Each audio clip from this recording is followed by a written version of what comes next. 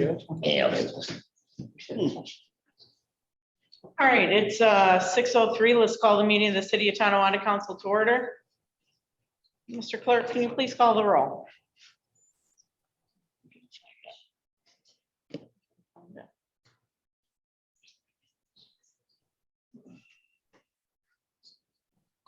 Then everyone from the Zoom call has been brought in from the waiting room, is in the meeting. Okay.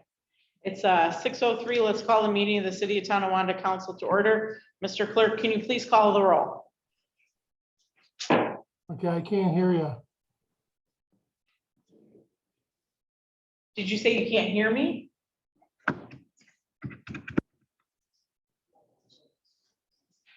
Well, that's not good. Can you hear any of us, Jim, or is it just? Can you?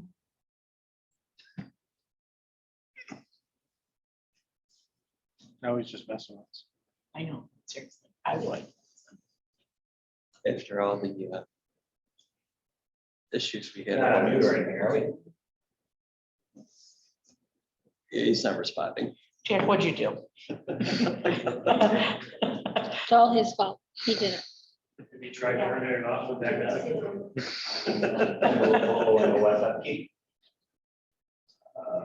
Still can't hear you. The first day. Is Mike Bruin out here? No, he's in there. Can you hear me? Yeah, we can hear you. We can hear you. Couldn't hear you say that. Can you can you hear us now? Yeah.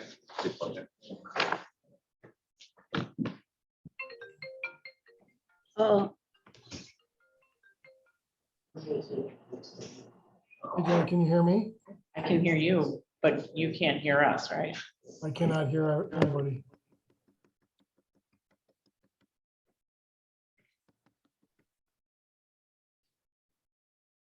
All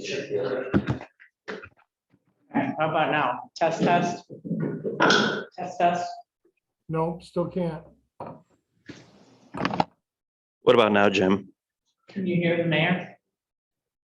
Hello. How about now? Can you hear me now? I can hear you Test, just test. fine. I'm another person that's on It Zoom. says watching. that I can hear, but You can hear us? Yes, I can hear everybody just fine. We got water. Jack and I. okay. We didn't get water. no, I brought a water. Oh, I don't have a request for you to come in yet. I clicked that. How about now? can you hear us now? Things going on down here. Test, test. Still keep, Oh, wait, I just heard you. I heard it echo through the speaker. Hear him. Test, test.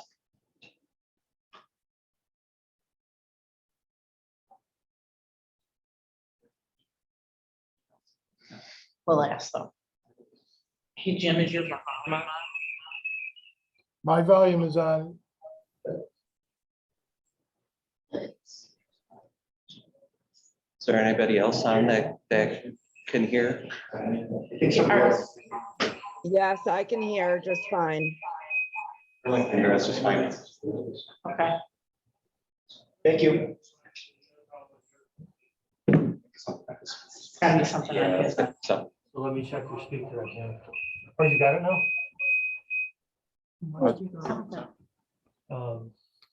Nice. Usually this is You may need to restart your Zoom. green. This is, What did Lynn do? What did? it Oh, that's right, Lynn did it. doesn't look right. Let's check your power. Sorry for the technical delay. Yeah, we apologize for these technical delays. It usually fixes. So this comes this way. Close there. Jenna, host, if he's he not comes doing out of Zoom and comes back in. That is, Hey, Jim, you have a here we go. water? Okay, got it. Can you hear me now? Yes, can you hear us? All righty, we're back in business. Okay, you can hear us? Yep. All right, at 6:07, let's call the meeting of the City of Tonawanda Council to order. Mr. Clerk, can you please call the roll? Newman, Here. Cammerdiner, Here, Rautenstrau, Here. Mylum, Here. Cook, Here. All right, we have a pretty packed agenda tonight. First, let's go through the agenda, and then we have Paige Ben here to talk about her proposal for a dog park in the city, okay? So I understand the judge will be here to present some from the Tanawana officials outing. We have our public hearing, and then we'll go through the agenda. All right, minutes.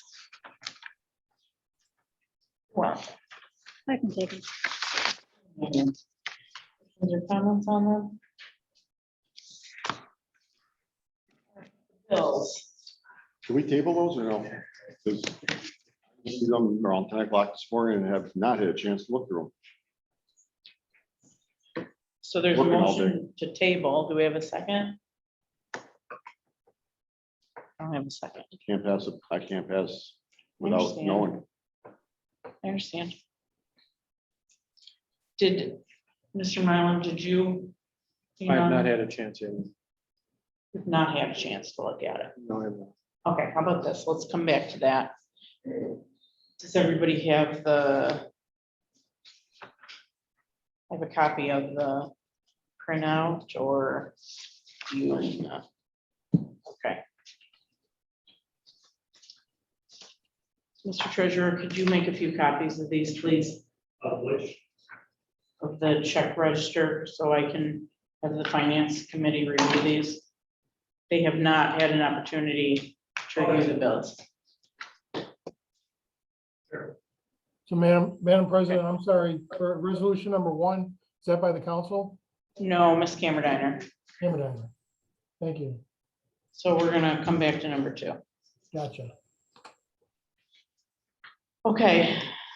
The grant application for the sleep study. Do we have any questions on that? No. All right, moving on. The TNT bonfire. Okay, again, Madam President, you're sponsoring resolution number 3, correct? Correct. Thank you. Resolution number 4, which is the bonfire. I'll look that one, Madam President. It's already on there. Oh. Sponsored by Mr. Mylum. You can second it, Mr. Newman. He beat you to it. All right, any questions on that? Okay. Next is the block party. I'll take that, Madam President. Ms. Camerediner?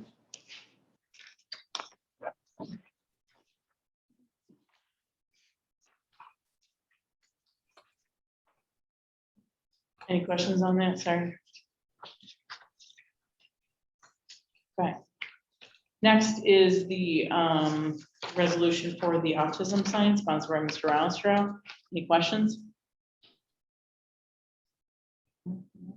Okay, I do have one. yes. I believe in the past, they have a list at the DPW. I'm assuming this new sign is going to be on that list as well. If that's the process, yeah. Okay. I'll double check on that. What, I don't, what do you mean by? Make a list. They called to make sure that this particular person is still living at these residences. Yes. Oh. Is that the process on that? Yeah, Yeah, so if the sign's not needed anymore. they take it down. Okay. Perfect. Any other questions on that? Nope. Okay. Okay. We got a few minutes. Mr. Newman, do you have anything for around the room? Well, I know some of the residents reached out because they got the letters from trees. And many of them are obviously concerned about the trees because some don't want trees in their front lawn, which, I mean, I explained to them the process, but same token, they don't want to clean up after not so much the leaves, but the flowers and then, the pollen. It's just it's a thing. So my question is, do they have the opportunity to decline the tree? And do we have a choice of trees? I know in the past, I thought there was 3 choices of trees. I don't know if there's still 3 choices of trees. I guess looking for some answers on this so I can give them feedback. So in the past, the city is, as a courtesy, reached out to homeowners as far as tree placement goes, but the city can place a tree there at their discretion. As far as the types of trees, normally it's the trees that we're able to get during that season. I know we've been looking at some of the smaller trees, ones that don't pose any problems to any infrastructure like sewers or sidewalks. Because I mean, there is as much as you hear that there's a hindrance on trees, there's a benefit to having them. And that's about it. So are they able to decline the tree or not decline the tree? Pardon? Are they able to decline the tree or not? Technically, they can decline a tree, but the city doesn't have to honor that declination. That's the way it's been. The city is allowed to plant trees on city properties or city right of ways at their disposal. And that's what I explained to them. It just, you know, I know 3 years ago, we had a major incident with someone with a flowering tree and bees. And I mean, I definitely don't want to see something like that approach us again. Some of these residents do have high allergy issues and they don't want something flowering for sure. And they're concerned about not being taken care of. Right. You know, and it's just, and they spend a lot of money fixing their grass and taking care of those, even that section of grass. And then they're going to put a tree in the middle of it. And these are just the concerns that they have expressed. Right. I mean, normally we don't try to place trees in areas where homeowners don't want them, obviously, because the tree's not going to be taken care of and it's going to die and it's going to be a waste of money. But the city still has at its discretion the ability to place a tree there. Sure, and they understand that.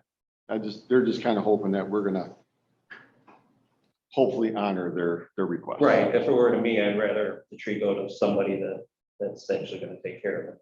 So. Okay. Did they reach out to Mandy?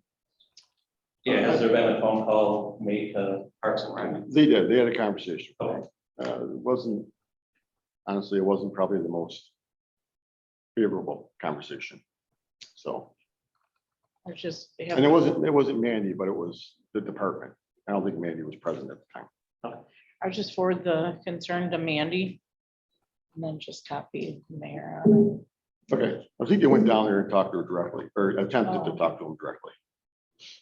And does a homeowner send in that request that they don't want a tree in writing, or do they just go verbally? From what I understand, the letter pretty much just stated that, and it stated the article for which, you know, we have the right, you know, explaining all that stuff, but there really wasn't an option on the letter to decline. It was like, you're getting it, and that's pretty much the end of it. So that's part of the reason why they're probably concerned. I mean, you get these older residents, you know, they're in their 80s and 90s, and, you know, they definitely, I mean, it's bad enough they pay a service to cut the grass. They're not gonna be taking care of a tree also. Yeah, it's just my concerns, because I don't want to see the money wasted. You know, have major conflicts. You know, if we can simply honor the request, then that's an avenue I'd like us to pursue. Yeah, so just have them reach out to Mandy and then follow up that way. Anything else? I don't think I have anything else, Madam President. Thank you. Ms. Campbell-Diner? I have nothing. Mr. Rumsford? Nothing really, just to say thanks for all of you guys for supporting the autism sign. Thanks for expediting it. I know it wasn't on the agenda originally, so thank you for helping me with that, Jenna, to get it on there. Beyond that, I don't have anything else. Thank you. Mr. Mylan? Yeah, very quickly. I got a call from a concerned resident yesterday about living along Hackett Street. The elevation appears of the dump behind Hackett appears to be contributing to backyard flooding along Hackett. Her yard is, the one yard that I surveyed yesterday is approximately 60 by 55. And she's getting 4 inches of water up to her back door. all the way up. And it's about 6 houses that we know about, starting at the little kind of cul-de-sac at the end of Rogers, going, that would be east down Hackett. So we're gonna go back over Saturday and take a look again. But you can actually hear the water running down through the yard. And I don't know if it was for show or if it's just normally where they store their kayak, but it was right outside the back door when I got there yesterday. And she said at certain times she can actually float in the kayak in the backyard. So we're gonna reach out to Ensol and the town and see if something can be done, because going all the way down, talk to a few more residents going down Hackett. They're experiencing problems like concrete cracking. And it's just, it is like a little pond over there. It is becoming a health issue. She said all summer long, they couldn't sit out because of the mosquitoes and the water, and her poor dogs were up to their, I don't know, dogs have knees, I don't know, up to their knees in water. It was, it's quite a situation. So hopefully we'll be able to get something done. I told her it's not going to be an overnight response or an overnight fix or solution, but we got to get the ball rolling for them, figure out what's going on. You have the contact for Ensol. Yep. I was just waiting till tonight to get some letterhead to get it sent out. That first contact.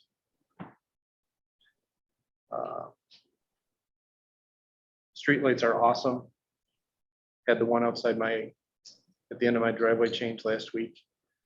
I had mistakenly parked my car directly underneath it, not knowing they were coming. And they were able to change it out without me even having to move it. And it's at least 100% brighter, but without being intrusive. So it's a great project. Other than that, that's all I got. Okay. That's gonna take a little bit. I don't know. if Okay. you're gonna bring- It's been a Bill, how are you coming on the reports? I've read mine, I'm good. I have a couple Coming over. questions, but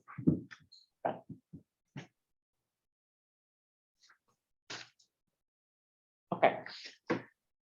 Paige, why don't you come on up? What's that? You're gonna come up right to the microphone.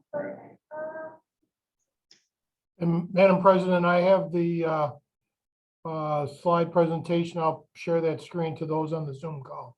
Perfect, thank you so much. can be adjustable.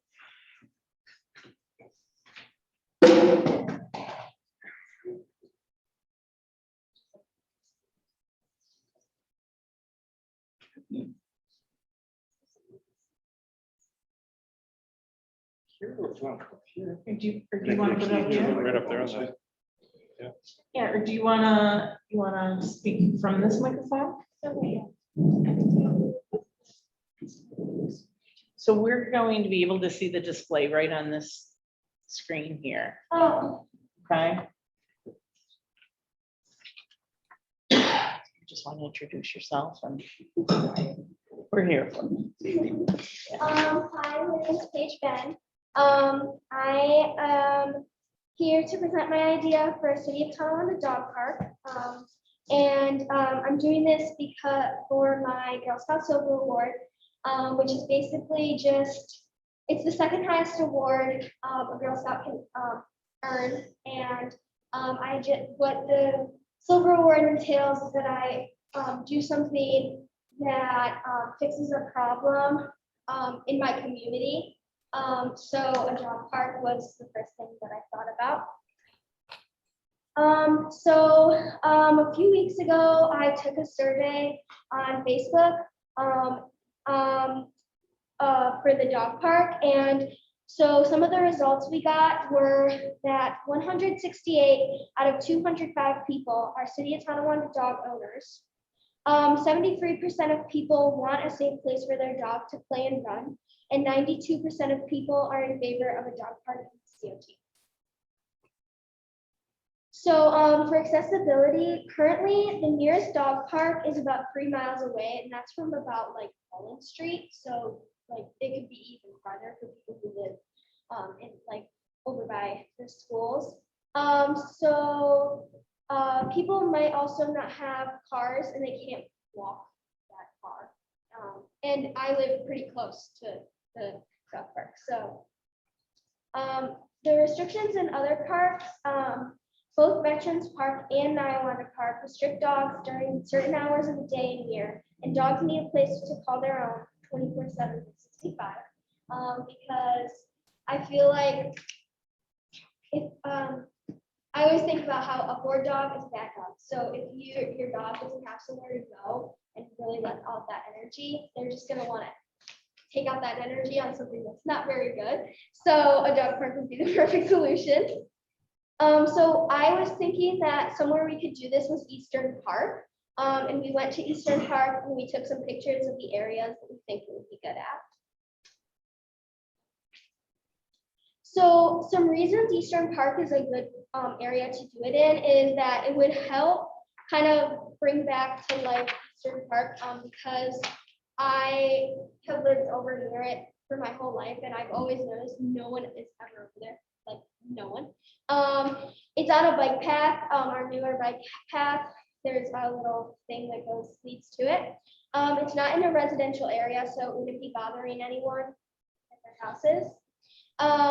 There's lots of trees for shades. It's a great addition to the community and it complements the new ADA playground over there. And so that's going to bring a lot of people over there. So some benefits to the community, it will attract visitors to our city. It's great exercise and social opportunities for dogs and owners. And we're going to have a sign that will provide info to the community about lost pets and pet services. So some costs for fencing, a 4-foot tall, 700 linear feet galvanized chain link fence with 3 gates. So from Everlasting Fence in the COT, we got estimate of $16,200, and from Imperial Fence based in NT, we got $16,300. So about the same. So some additional expenses that we will run into are waste stations with bags, signs, just to tell that people that there's a dog park there. So a water station to rinse off, gravel for the ground so it's not all muddy, benches and various like other fun stuff, like possibly an agility course, like a little like ramp or something. And we will find companies to sponsor most of these items. And if there are things that we need to fundraise for, we will do that fundraising. So some of the city responsibilities would be grass cutting, so snow removal, trash collection, additional maintenance, and insurance if needed. So we got a diagram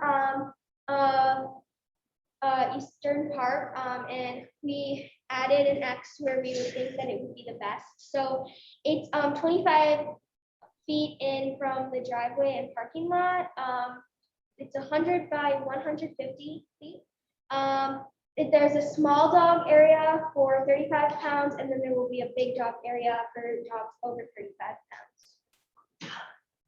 And then this is the actual measurements of the actual fence where it's going to be fenced. So we're just going to have a little entrance, and there's going to be a vestibule where that's where all the dogs are going to be kind of going in. And then over here would be a small dog, and then here's a big dog. It says all dog. I don't know why, but it's a big dog. So why the COT should support this amazing project. Our residents support it. We have 92% of our residents who took that survey who support it. Girl Scouts is a wonderful nonprofit organization, and it's a great investment in us. So my plan for sustainability is that my family will visit and check on the park regularly, including my dog Cash, who is hopefully very excited. I plan to find sponsors and do fundraising for equipment and supplies. I will host family and pet events and information board. There will be an information board to post those lost missing pets. So the $1 million question is, will the COT support and approve this project? And if the project is approved for the city-owned dog park, is the city able to provide the fencing? And thank you for your time. Any questions? Great job.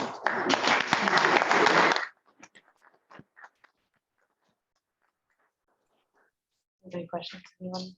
Any questions? No? Questions? Just a comment. You are one of the best speakers that I have heard in a very long time. And I see a lot of people speak. You should be very proud. She did an amazing job. That was really, really good, Paige. Yes. You did a great job. Thank you. Thank you. Good So we'll job, be in Paige. touch. Thank you. Thank you. Thank you. Thank you.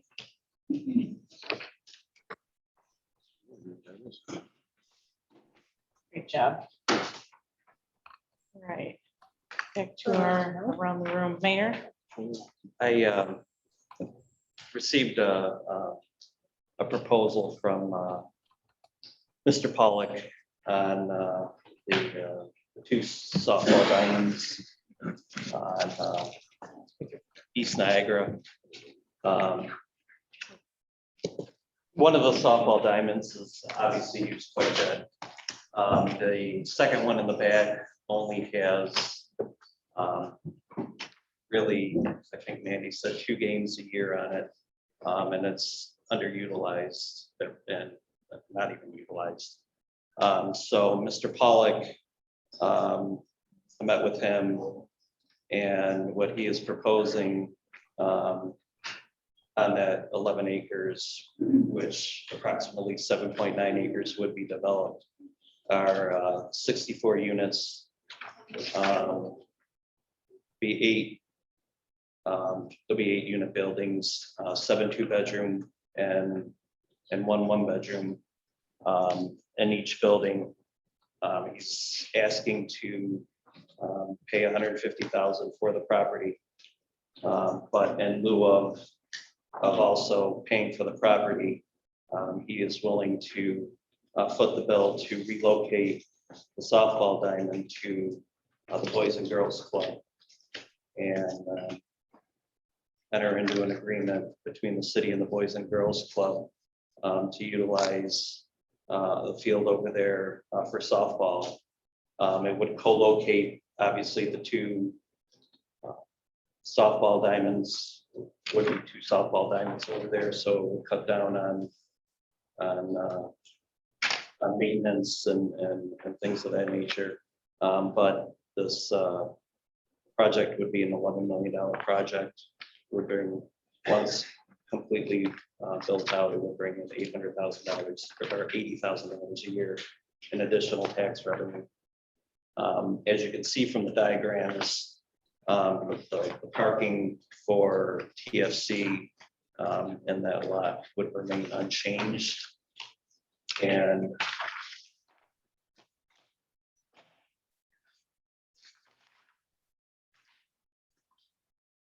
see, a lot of the, I want to say almost 5 acres would be unused. So what I had talked to him about was possibly putting a fence across the backside of his property.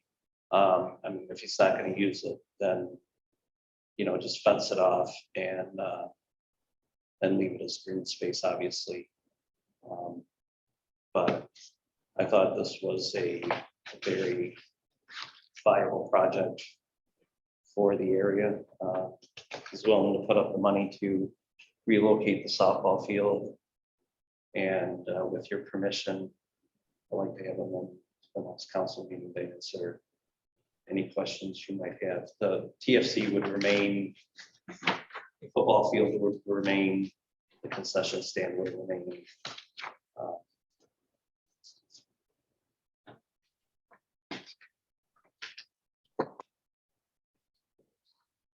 Mayor, just one question. When they're having a football game, where would the players' parents park? I mean, they currently park on East Snyder Street, but where, if you're taking away 2 parking lots? Right, and that's That's the question that I kind of presented to him. Was that additional parking that really isn't TFC parking, but it's for the softball diamonds. And that's something that we can work through. And that would be a question, you know, when, if we brought them in. Could ask them. Yeah, let's bring them in. The next meeting, So with your permission, so that'll be November 3rd. yeah, November 3rd, 6:30. Yeah, that works. Or And maybe then any 6:15. questions, it gives it would give the council time to really digest this and formulate any questions that they might have for them. Yes.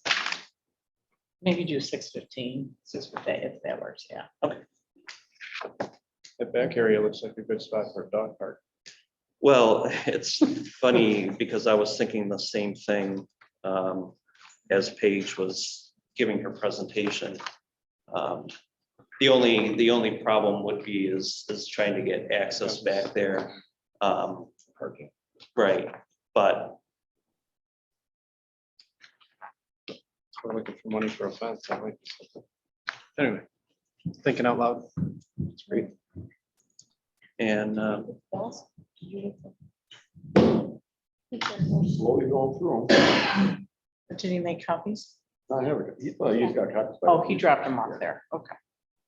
So Madam President, you said Mr. Pollock would be coming in at about 6:15. We're going On November 3rd.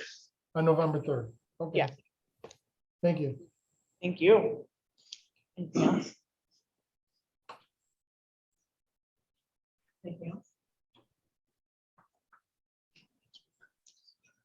Can I just add to that a little Sure. bit? The idea about having that tax space as a green space, so we give TFC the practice area that they need, so the kids are on the field, so we don't have to destroy the field for practice. The idea behind it, keep that green space. Mhm. All right. Does anybody have anything else around the room? Okay, so what, I'm sorry? No, I mean, that's a great project.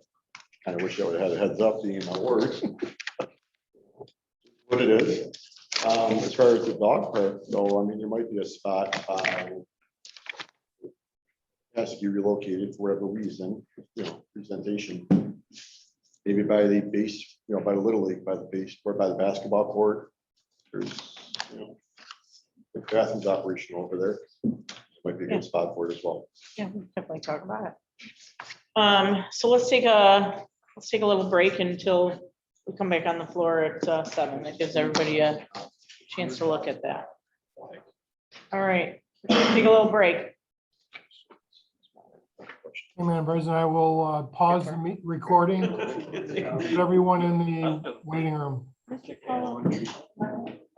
It's 7 p.m. All right, 7 p.m. Let's call the meeting of the City of Tonawanda Council to order. Mr. Clerk, can you please call the roll? Sure. Newman, Here. Cameron Danner, Here, Rautenstrau, Here. Mylum, Here. Cook. Here, I'd like to introduce a special guest we have here tonight. This is Jack Scheffler. He's an 8th grader from Tanawana Middle School. And he was recently named president of the National Junior Honor Society. He is going to lead us in the pledge. So if you please stand. I pledge allegiance to the flag of the United States of America and to the republic for which it stands, one nation, under God, indivisible, with liberty and justice for all. Please remain standing.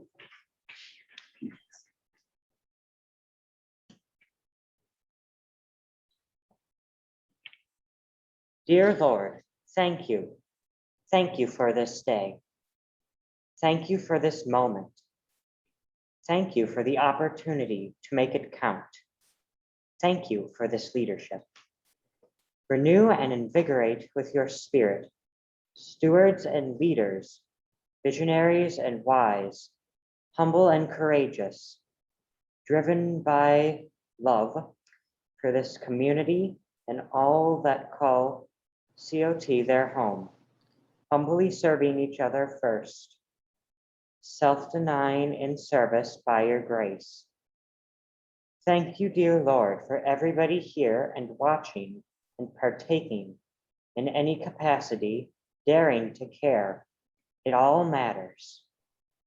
Blessed with greater conviction, belief, and an overcoming perseverance, limited within our own fallibilities and own strength, not limited with you at our side. It's bigger than us, not too big for you, Lord. Humbly but confidently we ask, help us, Lord. You want to and will. Thankful, motivated, and equipped.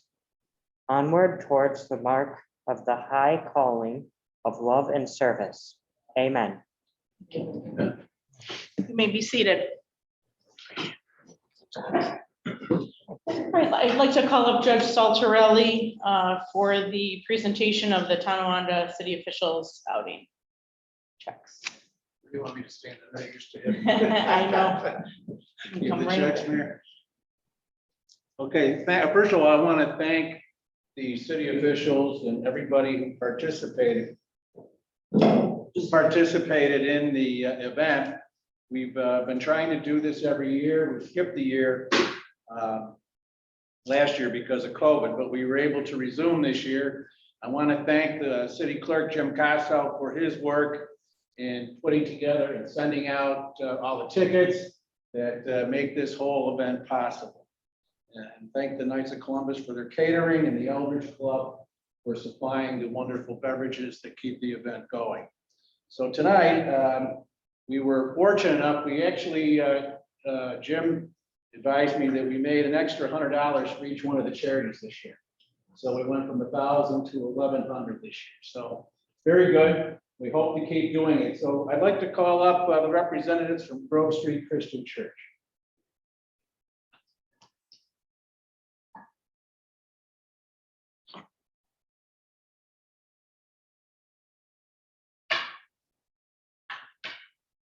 On behalf of all the wonderful work that you do in the community, we're at Grove Street Christian, and on behalf of all the city officials here, we want to present you with your $1,100 check. Thank you so much. Greatly appreciate it. Thank you. Thank you.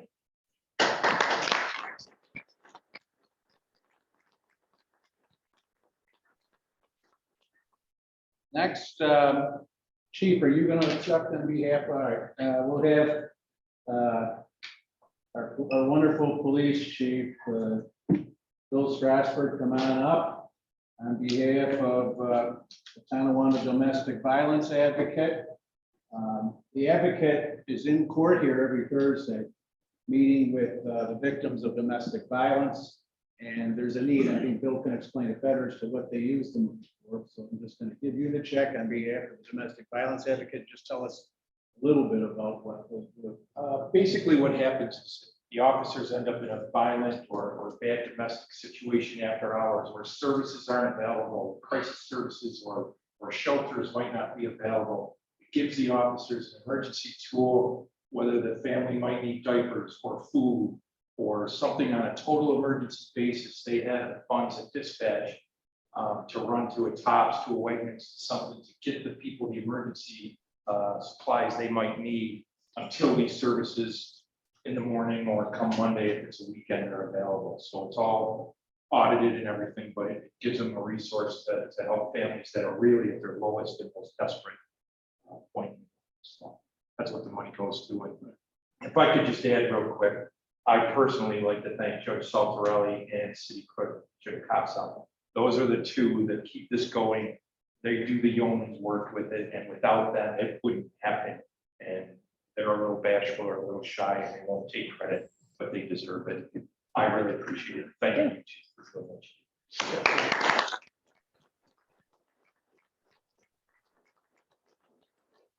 it's cheap. I've never been called bashful before, but. Finally, we have Pat Dias from the St. Francis Food Pantry. Come on up, Pat. St. Francis Food Pantry is a vital resource for the community, for people in need that need to go there for clothing and for food, correct, Pat? If I said it correct. So on behalf of the city officials, we want to present you guys with a check for $1,100.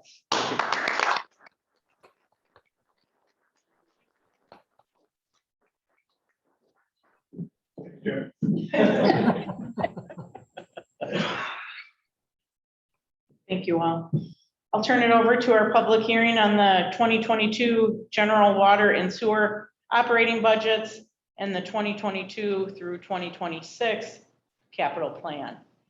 For those that are joining us virtually, there is a spot for you to raise your hand if you wish to comment on the public hearing. For those that are joining us in person, please come up to the microphone.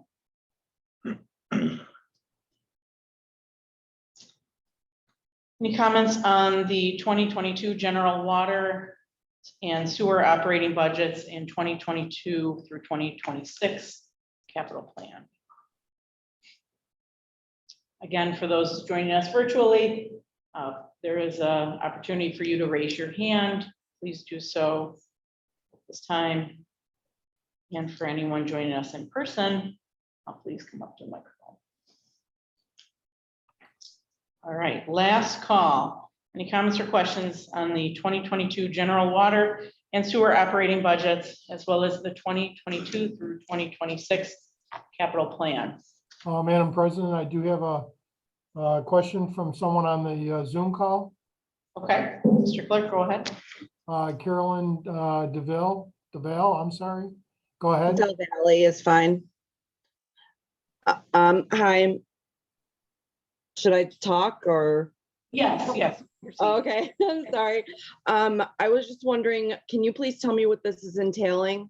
This is the first meeting I've ever been to, so I'm just learning things here.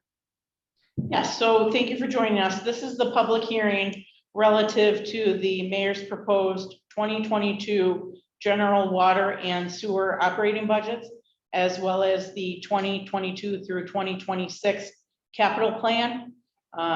The proposed budget as well as the capital plan is available on our city website. You can also reach out to the mayor's office or your council, and they can provide you a copy of it. So this is a public hearing to gather any questions, comments on the proposed budget. Thank you. I don't have anything to say because I don't know about it yet, but if when I do, I'll let you know. Thank you. Thank you. Any other comments or questions on the 2022 general water and sewer operating budgets, as well as the 2022 through 2026 capital plan? Hearing none, I will declare the public hearing closed. Moving forward, communications from city officials and correspondents have been ordered and filed. We're not going into executive session. So at this time, we'll now take comments by the public on the resolutions. For those that are joining us virtually, there is a spot for you to raise your hand. Again, these are this is the comment question period on the resolutions. Anyone who's joining us in person, please feel free to approach the microphone. Comments on the resolutions. Mr. Clerk, do you have any? Madam President, at this time, I do not have any comments from the Zoom call members. Hearing none, let's roll.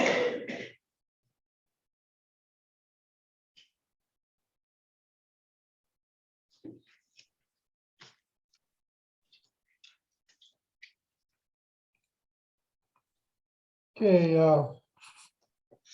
resolution number 1 by Councilmember Cameron. Do we have a second? I'll second, Madam President. Second by Mr. Rautenstrau. Resolved that the Common Council minutes from October 5th, 2021 be accepted as filed. Comments or questions? Please call the roll. Newman, Aye. Camerediner, Aye. Rautenstrau, Aye. Mylum, Aye. Cook. I declare the resolution adopted. Resolution 2, do we have a sponsor? I'll take it, Madam President. Sponsored by Mr. Mylum. Resolve that the bills be allowed as audited. Do we have a second? I'll second, Madam President. Second by Mr. Newman. Comments or questions? Comment? Mr. Newman? So again, we received these abstracts again at 10 o'clock today, and unfortunately, I had no time to review them because my day job I was fortunately able to review them when I got here, but this can't continue to happen. It does happen often. Out of respect for Dave and I think we should have more ample time to review these. So I propose that we either receive the abstracts by the time the agenda is posted or don't put it on the agenda. That's all I have, Madam President. Thank you, Mr. Newman. Any other comments or questions? Please call the roll. Newman, Aye. Camerediner, Aye. Rautenstrau, Aye. Mylum, Aye. Cook. I declare the resolution adopted. Resolution number 3 by Council President Cook. Do we have a second? I'll second it, Madam President. Second by Mrs. Camerediner. Whereas a research grant application was submitted to the mayor's office on August 10th, 2021. And whereas the grant application studies the co-occurrence of PTSD, sleep disorders, eating disorders,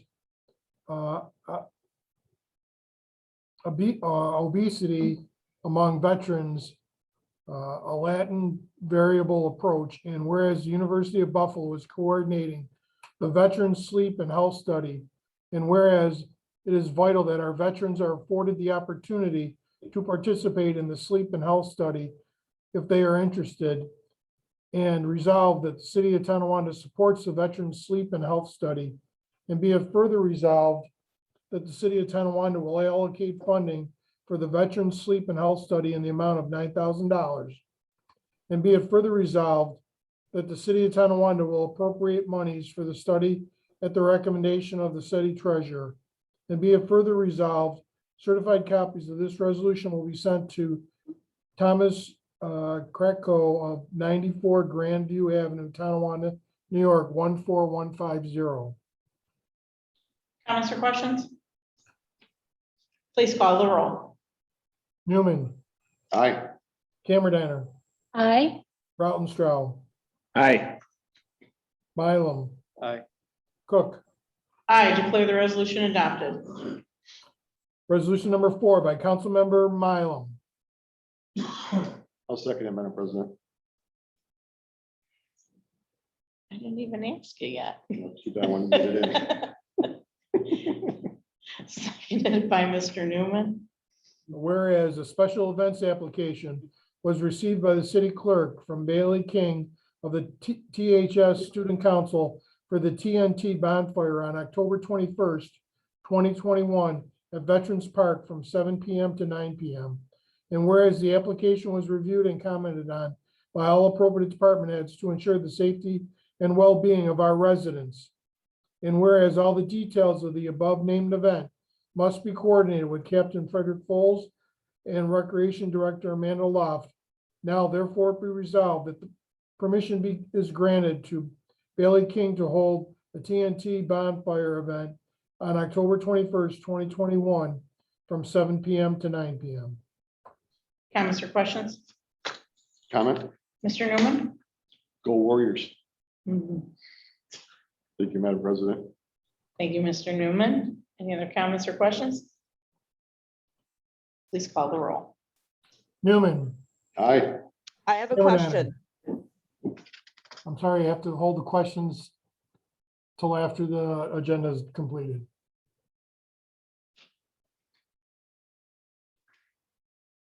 Please continue, Mr. Clerk. I'm sorry. Newman, Aye.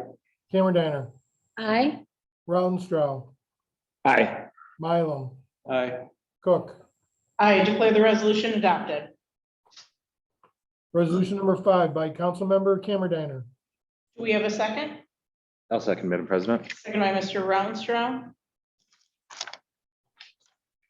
Resolved that the residents of Elm Street between Delaware and Kilwald Streets be permitted to conduct a block party on October 29th, 2021, from 4 PM to 10 PM. Comments or questions? Please call the roll. Newman, Aye. Camerediner, Aye. Rautenstrau, Aye. Mylum, Aye. Cook. I declare the resolution adopted. Resolution number 6 by Councilmember Rautenstrau. I will second.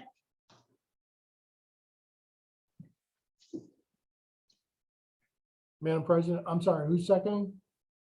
Mr. Clerk, myself. Oh, okay, thank you. Whereas autism is considered a fast-growing child development disorder in the United States, and whereas children with autism may have a tendency to escape, wander, or run, which may pose a serious danger to the child's safety, should he or she enter a roadway. And whereas the city of Tonawanda has received a request for a warning sign that informs drivers that a child with autism resides in the neighborhood, more specifically on Morgan Street between Kohler and Franklin. Now therefore be resolved that a child with autism area sign be installed on Morgan Street between Kohler Street and Franklin Street. And be it further resolved that the city sign and signal department place the new sign according to the guidelines for advanced placement of warning signs within the manual on uniform traffic control devices. Any comments or questions? Madam President. Mr. Rounstrau? If I may, just, thank you all for your support on this. Getting something in place really leaves a certain peace of mind to a parent in the neighborhood who's facing these challenges. So thank you all for your help on this. Thank you, Mr. Rounstrau. Any other comments or questions? Please call the roll. Newman, Aye. Camerediner, Aye. Rautenstrau, Aye. Mylum, Aye. Cook. I declare the resolution adopted. At this time, we'll now take comments by the public following the resolutions. For those that are joining us virtually, there is a spot for you to raise your hand, and the clerk will call upon you. For those that are joining us in person, please come up to the microphone.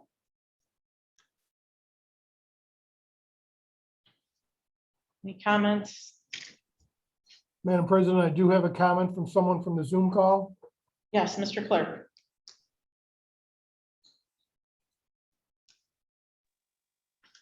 Hi, my name is Carolyn Del Valle, and I have a question about the wood that is being burned at the bonfire. Is that like, are trees like specifically cut down for that bonfire? Or is that wood donated? Also, is it sprayed with any poisons that could cause potential breathing problems to people that live here?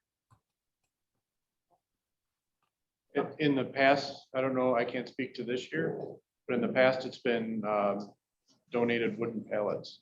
So I don't know if you heard Councilman Mylum's response, but Yes, it is I did. donated. Okay, donated wooden pallets. Okay, I just want to know if those pallets are being tested for forever chemicals and stuff, because if that stuff is burned and it's sprayed with chemicals, that's going to impede our air quality. That would be a question to direct. to- Ms. DeVale, I will reach out to the district, and I'll get back to you with a response. Okay. I have one more statement about the autism sign. That's amazing, because my son also was a child that has what they call Angelman syndrome, where he takes off. So I really am happy to hear that you guys are willing to put the sign up. Thank you. Thank you for your comments. Any other comments or questions? Mr. Clerk, do you have any other comments or questions? Madam President, at this time, I do not have any other comments from the Zoom call members. Hearing none. Mrs. Cameron. Thank you, Madam President. Just a couple of things. Jack, you did a wonderful job this evening. Thank you for joining us. Thank you for inviting me. Congratulations on your award as well. Also, Brooke, Ben, beautiful presentation on a dog park. I have Paige, Brooke is her mother, Paige. I have 2 big dogs, so I'm sure they would love to go and play with your Cash. Halloween is 5:30 to 8:30. I don't want to steal anybody's thunder. Can't wait to see the ghost and goblins on that day. City Treasurer is doing a budget meeting tomorrow at 6 p.m. Facebook. We're hoping to do a Facebook Live. So please join us there as well. Traffic and safety, if anybody has concerns, we're meeting on Monday, the 25th. So you can reach out to me and let me know. I want to congratulate again the recipients of the funds for our city outing that we did. Yes, we did take last year off due to COVID. I missed it. So I'm glad that it came back and I will continue to support it. That's all I have. Thank you, Mrs. Thank Cameron. Mr. Mylum. Hopping around tonight, huh? I know. You know, I said to Paige, what a good job she did, and it really is for those of you who got to see her speak, she was like listening to an adult speak. So, she really did a fantastic job. And Jack, it was great seeing you here tonight. You did a great job. It's not easy to get up here and speak in front of adults. And I congratulate you on sitting up here through the meeting and remaining awake. You did a great job. But I think it also speaks to the civic mindedness of our youth in the city. And the invitation is open to any kids who would like to come and see how this all works and what we do to kind of make this a better place for you and for your peers, and hopefully it'll be a good place for you to stay and live as you grow up. So thank you for being here. That's all I have. Thank you, Mr. Mylum. Mr. Rautenstrau. Just to tag on with the last couple of comments, congratulations to Jack on your award, and great job on you and Paige. Thank you on your presentation. It was really a great job. Dawn mentioned too, and I wanted to mention the budget meeting that our city treasurer is putting on tomorrow night. It's going to be available through Zoom. I've shared it on a few different pages. If anybody is interested, hopefully we'll be able to get it out on Facebook Live. And there's a Zoom link that's out there. And I just ask everybody to join in. Mr. Reese has been doing this for a few years now, since he was a councilman and since he's been treasurer, and he really does a great job of taking a complex budget and explaining it in a easy to digest little bits and pieces, makes it a little easier to understand. And he's done a great job with it over the past couple of years. And he even makes accounting a little bit of fun. So please join in. I like accounting. But please. An added bonus is the second part.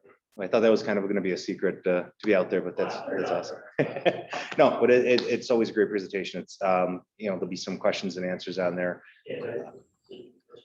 and especially with the way the budget has gone over the past 4 years. We've had some tough times. We've worked our way into being a little more financially stable, a lot more financially stable, and starting to plateau to be able to move forward with passing along a steadier tax base for our city. So please join in, learn how it works, what it affects, how it affects, and what things are involved in it. That's all I really have. Thank you. Thank you, Mr. Rautenstrau. Mr. Newman. Thank you, Madam President. I would like to thank Jack as well for his, accomplishments being president of the Honor Society. It's great work. I also want to thank Paige Ben for her awesome presentation for the dog park. That was really, really well put together. I also want to thank the Gateway Harbor Parks and Rec Department and all the organizations that donated their time and talents for the trunk or treat event. It was really great turnout down there. It was great seeing so many people out enjoying this family event. We didn't have it last year. It was really, really good to see everybody out this year. And my granddaughter absolutely loved it. As I stated in the last meeting, October is Domestic Violence Awareness Month, and I was wearing purple to raise awareness. But October is also Breast Cancer Awareness Month, and I am wearing my pink proudly tonight for the cause as well. But before I yield my time, I do want to prepare a statement for this. Unfortunately, I'm going to somber the mood slightly. So I would like to set a record straight that because there were some slanderous statements that have been made. And I want to defend my character. So first, I would like to state that I take my role as a first ward councilman very seriously, as well as the oath that I've taken when I was sworn into office. With that being said, it has been brought to my attention that my opponent has been stating online that I have admitted to not reading the budget that I voted on. That cannot be further from the truth. So I feel it is necessary to explain exactly what happened and how things work. The residents who voted for me and who I represent deserve the truth and not slander. Last October 2020, the budget was presented to the council. The council had 5 budget meetings in which we discussed the budget at length and met with the department heads, each department head. The budget was passed, and a few months later, I received a call asking me if I was aware that money was cut from the volunteer fire department. I was genuinely concerned as I did not know how we, the council, missed this and immediately contacted Jenna. I asked her about it, and she was just as concerned. I then told her that we need to fix this and amend the budget. Now, keep in mind, we never added any more money to the budget. We just had to move money around to make this happen. It's very important. When the council met to discuss this cut in the budget that was brought up to all members, which the mayor was present. When I asked the mayor which budget line the volunteer fire contracts were drawn out of, he stated salaries. I did not know where the contracts were drawn out of, and I'll admit that. I know now, and it'll never happen again. So the 3rd ward council member, unfortunately, he corrected the mayor and stated it was taking out professional services. It's important to note that the 3rd ward councilman was the only one that knew the volunteers was being cut. It is also important to note that all council members agreed to amend this budget. Now, what I did say was that I was owning up to this mistake. And that's because I am the fire department liaison, so I take that very serious. Unfortunately, all the Democrats that were sitting at a recent event that was put on Facebook Live also knew everything that happened here. They knew the money was going to be cut, and to sit in a public event and allow this lie to be stated to the residents is shameful. Every person up here knows that I have never missed a council meeting. Every person up here knows that I was at every budget meeting. So to say that I voted on a budget that I didn't even read is slanderous. To say that I'm not honoring my oath to this city is upsetting to me. I might not mean everything. It might not mean everything to some people. But like I said before, I take my oath serious. One thing that came out of the pandemic is that all of our meetings are being recorded and they're all on Zoom, which did not happen in the past. All the minutes are recorded, all the videos are recorded. So I encourage all residents to look back in all previous meetings. They're all on YouTube. Another thing that has been stated was that I used my political position to add my name to a list to get my sewer lateral replaced. That I did not reach out to residents, Emma Ward, etc. Again, this is totally false and not how I operate. What the people who stated this are failing to realize is that when they make statements like that, it is also implying that the city attorney and the engineer are doing something wrong as well. Both the city attorney and the engineer are good and honest men, and they deserve an apology. Let me now explain the situation. I received a letter from the city informing me that I qualified, or my home qualified, for a lateral to be done by a contractor, not city tax dollars. There was a time frame in which each resident who qualified were to enter into this lottery. There was going to be 3 households that received this. I I did speak with some of the First Ward residents. Some received a letter and some did not. I was not privy to the information of who received a letter and who did not receive a letter. Some residents that I spoke to didn't qualify or did qualify, and some didn't qualify. Apparently, they did not receive a letter. Some of the residents stated, and I quote, they did not want the city in their home. So they just threw a letter away. Now, the morning before the deadline, not the 11th hour, I went to the city hall to submit my application. Jason then informed me that at that time, only one resident had submitted an application and that I was the second one. But a month later, I was informed that the letter would be fixed in front of my home. I was told only 3 residents responded during the time frame allowed, and that one resident tried to sign up late. Due to this, a lottery never happened because only 3 residents responded. Then a post was put on Facebook that I used my political position to get this. I ignored the lie, as I and he knows the truth. The post has since been removed, but we all know that posts don't actually all fully remove. This situation was once again brought up, and then I realized there had to be some connection. I was brought to my attention the 4th resident who responded after the cutoff was a friend of someone in City Hall. I debated with myself as to if I should discuss this at a council meeting. However, during the meeting with residents recently, these situations were brought up yet again. They wanted answers. I am a public servant. The residents have the right to absolute transparency.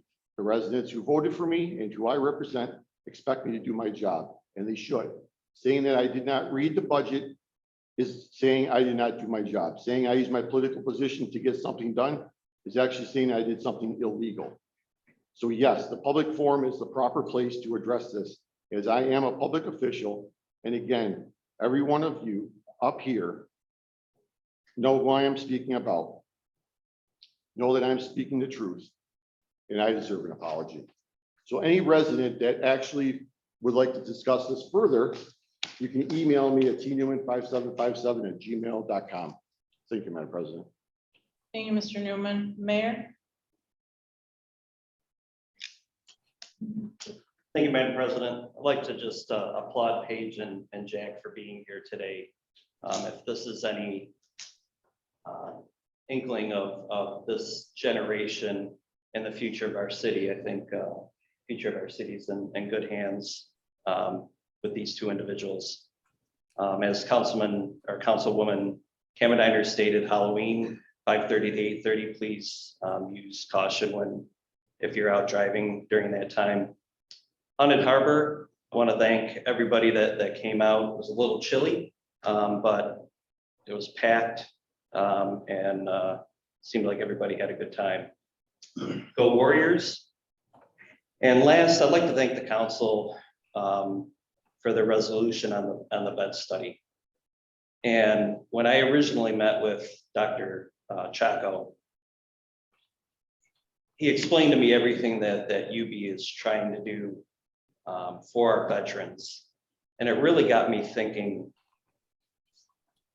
and it infuriated me, why we as a city and UB are having to fund this study when ultimately it should be up to the federal government to answer these questions, to run the studies and things of that nature. Just, like I said, infuriates me, but I'm glad and happy that we're able to help be a part of this study that hopefully will, some of our veterans that have been in combat in Vietnam can get some of the answers that they deserve. So thank you, Madam President. Thank you, Mayor. I too would like to thank Jack for joining us this evening. Congratulations on this distinguished honor of being the president of the National Junior Honor Society. For those that are joining us virtually, Jack is sitting to my right, and his suit is just spot on for tonight. So great job. Well well-planned, very patriotic. So thank you so much. Paige just did a phenomenal job with her presentation this evening as well. And, you know, we are not going to be in public service for the rest of our lives. So it is great to see the future leaders of our city really stepping up, coming to council meetings, wanting to be an active participant. So as Councilman Mylum said, you know, you guys all have an open invitation to shadow any one of us and meet with us and join us for council meetings. I too would like to thank the council for their support on resolution number 3. And I'd also like to thank a shining star behind this resolution, one of our residents, Joe Pasek, who had reached out to us, to the council, and asked that we would get on board with this. And, you know, this was unanimously passed. So that's great news.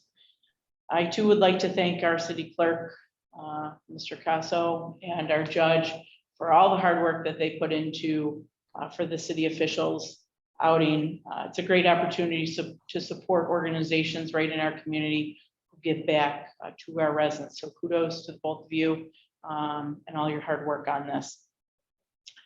This evening, we will continue with our budget meetings with our department heads. And I would encourage the residents to reach out, research, review the proposed budget, and contact your council representative with any feedback that you have on the budget. The council will be meeting with the department heads and ourselves to talk about the proposed budget and see if there's any opportunities. This is how we spend your money. So please have an active role and participate and reach out to us at any time. As Councilman Newman said, we all want transparency. So we will be open and transparent during this entire process. So you can, you know, stay with us. And with that said, I'll make a segue to our budget meetings. So Chief, if you'd like to come up, I just want to remind the public that this is not a chance for any comments, but at this time you can always reach out to your council person. So Chief Strasburg, come on up.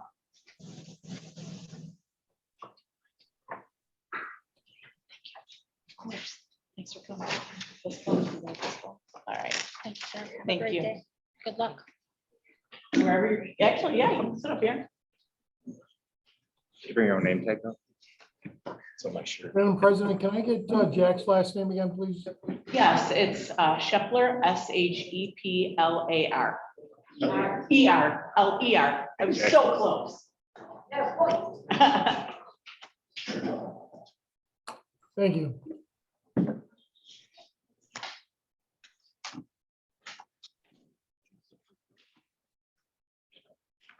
Oh, this one? Okay,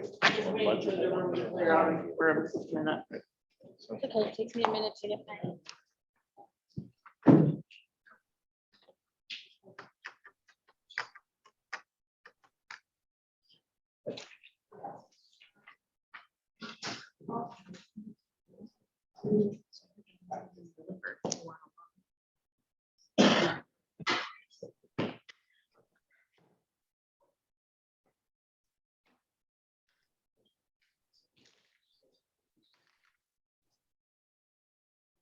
Cleared the deck. I know, right? No one wants to stick around. So much more intimate. All right. Thanks, Chief. You're welcome. The floor is yours.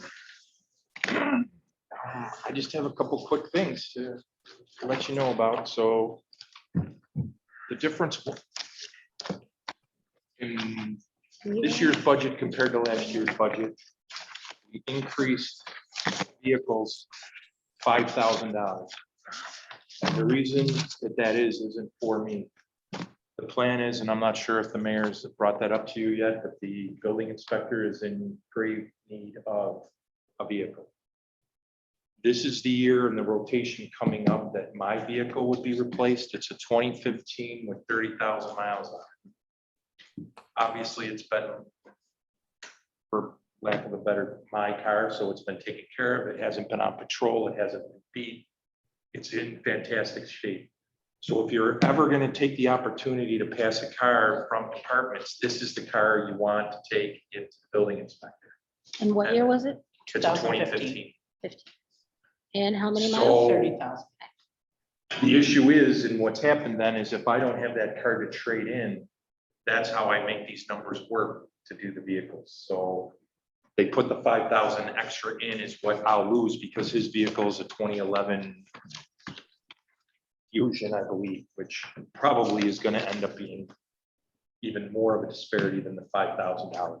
But anyway, that's why it went from 90 to 95 was so that the building inspector could get a replacement vehicle. I also asked for an increase in the meal line of $500 and the clothing line of $1,000. The reason I did that, we are short 2 officers right now, below our budgeted. We're budgeted for 28, we're at 26 because of retirements that we had this summer. And with the requirements, we could not get anyone into the academy in August and the Niagara County one in September. Those 2 new hires, if they go to the academy by contract, they're allowed a meal allowance of $10 a day, $50 a week. It's a 20-week academy. It's $1,000 a person for the meals.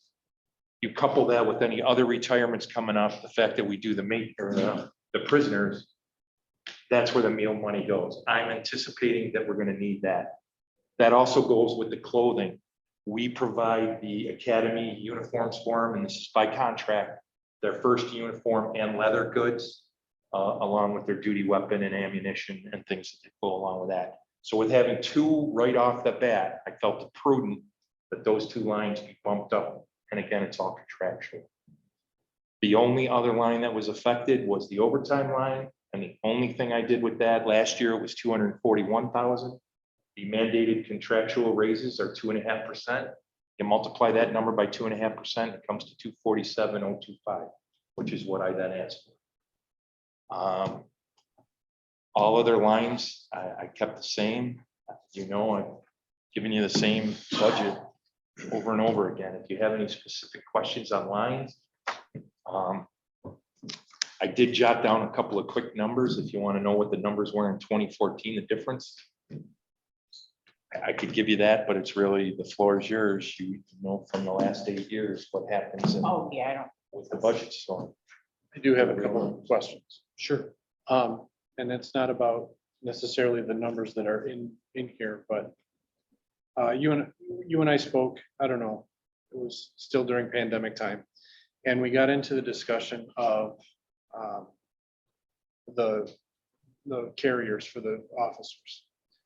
And I think since they are a mandated wear, correct? Yes. That it's a part of their uniform that the city should look into purchasing those carriers for the officers. So I know that's not in the line in the items here. And I know that every carrier does not get replaced every year, correct? Right. It would be a staggering type of thing.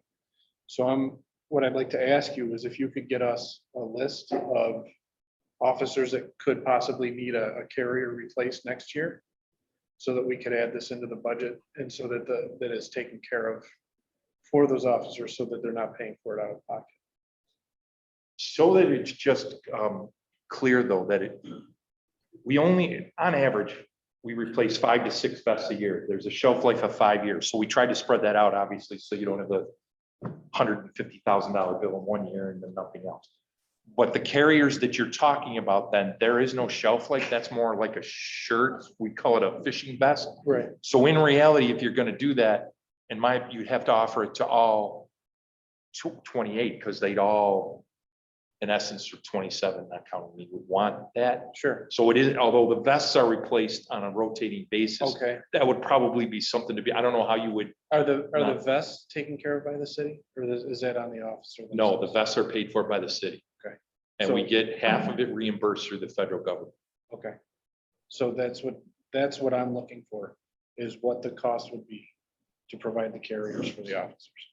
I mean, just ballpark so that you get, they're about $300 a piece. So if you're looking, I mean, I can get you an actual number, but that's about what they are. They're about 300. So currently they purchased that through their $1,000 for clothing. Yes, And maintain and clean. yes. So there, it would either be addition to that, which is part of the contract, or the separate thing for uniforms. Other goods. Yes. Is there a specific manufacturer that it comes from on a regular We do basis? state bids, and, you know, when we do it through the vest, what they do it, they usually go through United or Gulls, you know, just a regular manufacturer. Because in the past, they've spent their money, which means they can do whatever they want, yeah, so I can't tell you that there's actually a state bid on the carrier, but So all officers will use the uniform money to buy the carrier? no, so that you understand, so the vest that it comes goes underneath the uniform, but the plates come out. A lot of the officers like it, for lack of a better description, it's like a fishing vest. It's more comfortable, it's easier to use when they come in and they're working in the station, they can take it off. Those plates go in this vest, so the vest is extra, and they've always purchased it out of their uniform allowance. So it doesn't affect the vest is paid, but it's an added feature for them for comfort and comfort. So that's it. Any other questions for the chief?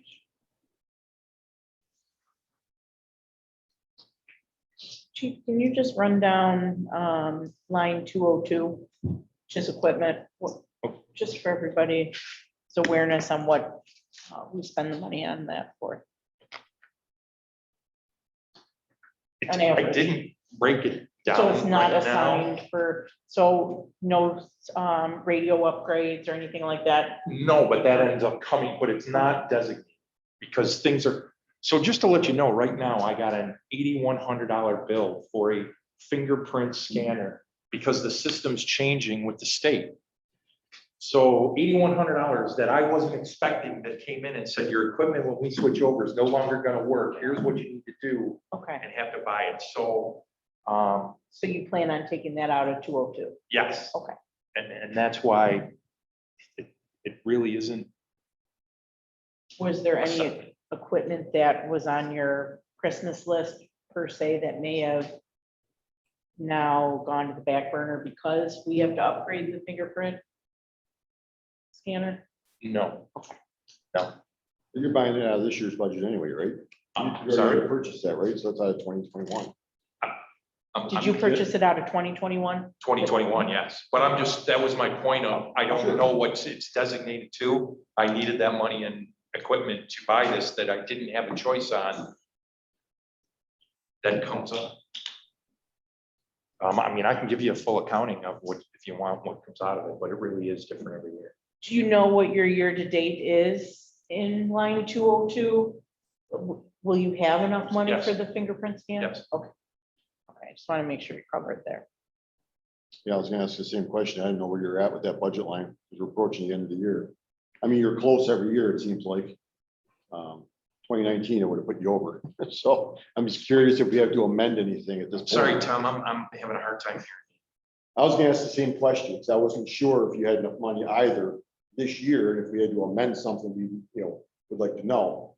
Because you're close every year, it seems like, Right. 20 and 23, in 19, you would have been over, for instance. So Right. I was curious to know if you had to do small this year. That'd be a question for Bill, probably. Yeah, and Private information. I mean, typically with Chief Strasburg, he's aware of what his purchases coming up are, so he's much more acutely aware of where his budget's at, and where his budget will finish than I am, because I find out in January. But I can go back and print 19, 20, 21, where we're at now, and show you what type of items come out of that line. But I'm also quite, the chief comes to us a lot, and discusses it, and tries to see where he needs to find funds. It's very enough.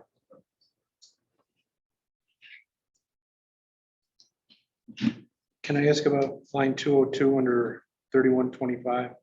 sure. So last year was 25,000 and We, or 2 years. Sorry. 31, Special okay, enforcement, DWI, yeah. okay, So so why did it with- drop to zero? to let you, so with COVID, that's money that we get reimbursed. It was through the county for DWI fines. So basically, in a nutshell, when the courts collect the fines, the county would kick back 30% to the local jurisdictions, it's all of Erie County, to buy equipment that specifically had to be for DWI enforcement. So it wasn't a blank check to go buy, you know, whatever. It had to be related to that enforcement. Because of COVID, the courts being closed and the arrests being down, the county said they weren't getting any money. So they cut it to, they haven't reimbursed us anything for 2 years. So the unfortunate part is, you know, we lost that line that helped me supplement this equipment, because things that would go in there is radar detectors, you know, ELCA checks. If the ELCA data master or anything like that had issues, that was the perfect fund for it. Whether that ends up coming back, I don't know. It was a county system that we had no control over. And unfortunately, you know, we lost 24, and that was a complete reimbursement. So I was just wondering why it went from such a high number to nothing. the one thing they did start doing again is they used to fund the roadblocks. So you know how they do those lifesaver patrols during July 4th or, you know, St. Patrick's Day. They did put it back in again, that if we do those patrols, that they do reimburse us. But I didn't know that going into last year's budget, and they lagged before in reimbursement, and I wasn't real thrilled about it. So basically, we haven't budgeted for it, because unless I get a commitment from them that it would be reimbursed in that calendar year, I'm not participating in those events. Makes sense. So that's why that whole section went to zero through no fault of our own and no fault of the county, really. Okay. COVID shut the court system down, that shut the fines down, that It's just a ripple effect. caused it to dry out. Thanks.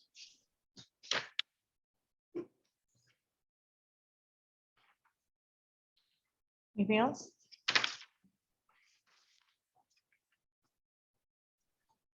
Questions for the chief?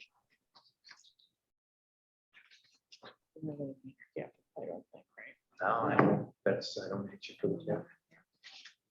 And again, that's a thing, you know, in the equipment line, there's been a year where I could buy 1 or 2 portable radios. I didn't come in, I know the last time they purchased them, they came in for $150,000 buy.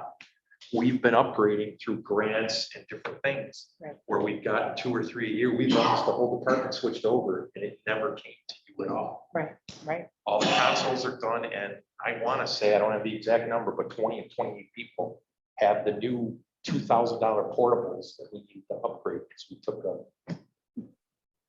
So was anything in your proposed budget omitted for the mayor's office?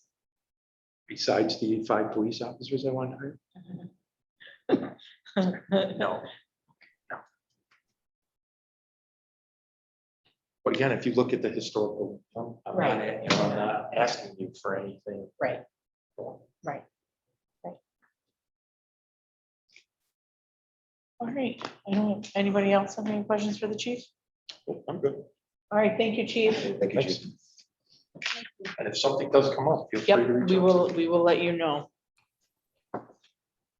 Thanks, Chief. Thank you.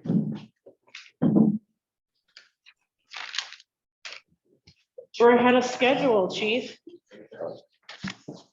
Come on up.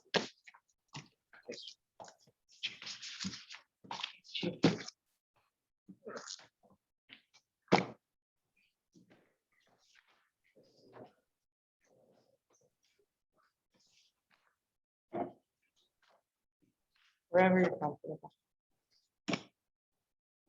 Page 10.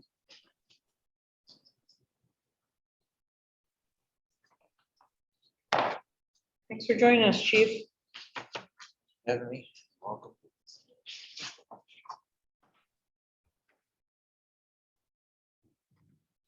All right, the floor is yours. This is pretty much the same as last year, maybe even less remarkable. I don't believe there's any line where we deviated 5% above or below. Which is usually something I would know, but I look through them.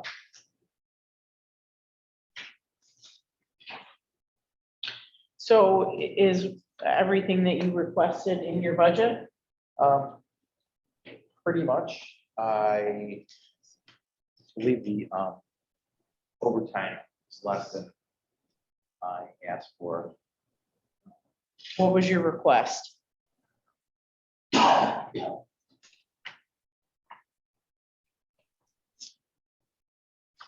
Is this the request for this year or? This year? Or 2022? Okay. And what it is basically what I do each year, and similar to how Chief Strasburg explained. There's a slight increase over what I asked for last year, but that was based on the contractual changes. Is the worst case scenario. I like to bet. I don't think. I think this is looking projecting at what our personnel roster is going to be this coming year. If I had to bet, we probably would not use all this, but as we all know, things happen that are unforeseen, illnesses, injuries, and so forth. So that's where I came up with that amount. I think I was talking to the treasurer today. I thought, and it's the first time I saw it, I think it was knocked down to about 155-ish, 156. Have that figure in front of me. What was that? Knocked down to 155. The overtime? Yeah, You're down to 155? I believe that's what the figure is. One What was your request? right here, 186. Reduction. You're doing overtime, chief? Yeah. It was 187 and ended up at 158. Is that because you guys are fully staffed? Do you know the justification? No, I would think it's probably an education, because I had the same kind of conversation. Again, looking at our staffing for the coming year, we remain stable. Likely we may not use that complete amount, but with any budget or anything like, we talk payroll, I built some buffer into it. About what are you at for this year? Is this gonna be enough? Like, is this gonna be enough for you for next year? Well, we've had some personnel issues this year, so we're still under budget, but I don't know. I have to guess right now. I'd have to go back and take a look at my little piece of paper I have on my wall in my office. But is this gonna be Goes up enough? every week? That 158, would that be sufficient? Sufficient for this year? For next year? Oh, for next year? I hope so, but again, you can't, It's like you seeing really the can't future. exactly project where we're gonna be. Again, looking at how our staff is gonna be, we've hired some new people this past year. Usually the younger the department, the less sick time, the less injury, the less, that type of stuff. That would Okay. affect. I just don't, overall amount. I don't want to see if we hamstrung. If it's, if you're projecting more than we should. It's an increase from last year. It's increased from last year. But again, we looked at staffing when we came with that number, but that's always a number that's open to interpretation. So I talked to the chief about today. That's obviously something that the council needs to look at and make decisions on. We haven't hit the 187. I mean, we're trying to watch staffing, and we over the years we've come to that. So we're up from last year, but down from the request. And then again, if there's a need, discuss it, and then we'll make those adjustments. So, In the following year. Or- no, into this budget, this is what you're meeting on. So again, it's an open discussion. We did go up. The mayor went up. In the theory, their staffing, we finally hired 3 people this year. And hopefully we're past some of the other issues that our staffing would finally be a little more stable. Mr. Newman has a question. So Bill, last year, you and I kind of discussed that line at length last year. So I believe you moved about 40,000 to contingency, I believe it was. We actually had it down in, we actually had it hanging down in disabled firefighters. So again, we're up this year. We picked a lot of what we moved down back up into that line. We're hoping that with the staffing that was a good number, but we're 30 different. If if the council decides to do that, it's still a significant decrease in the budget. So that's what we also did is we took last year's comp time and then asked what the anticipated increase would be, and we got the contractual 3%. So we just put that on there, but that number also went up from last year, but it's not, that was a small area where we reduced that by 12,000 from the original ask, because in the meeting in the mayor's office with the chief, that was the actual number that we discussed, and the chief, we felt was agreed to. So that was the change we made in the office when we were talking. Am I correct in saying that your policy is comp time can't cause overtime? Is that? If someone can't take You comp time? can't take it off, right? You can't use it, comp time to take a day off if it were to cause. But typically you get paid out, Oh, okay. it's just paid out flat. Okay, so it's usually not taking his time, it's taking. When it can, yeah. We haven't had a lot in last, because our shifts haven't been full, but again, looking forward, we should have full shifts coming in the new year.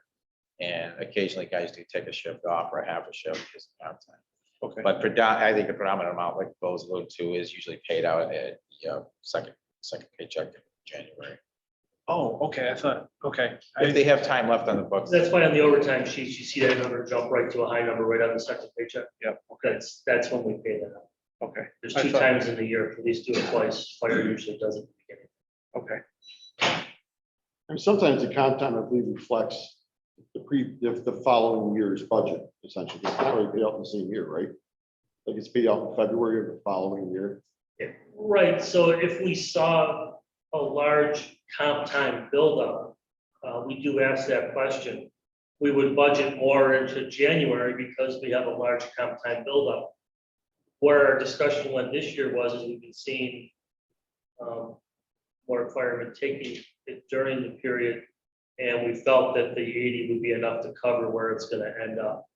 Last year, in 2020, it was, spiked quite high right off the bat, and then through COVID, there were reasons why firemen were taking comp time and payouts because of the crazy schedules. So that number went higher in 2020. It's dropped some in 2021. We made an educated guess. So again, we're budgeting much more this year than last year, but not as much as the chief requested. So we're 12,000 lower than the 95 requested. But when we discussed it in the office, it was last year plus the increase. So that's where that number came from. so it's about.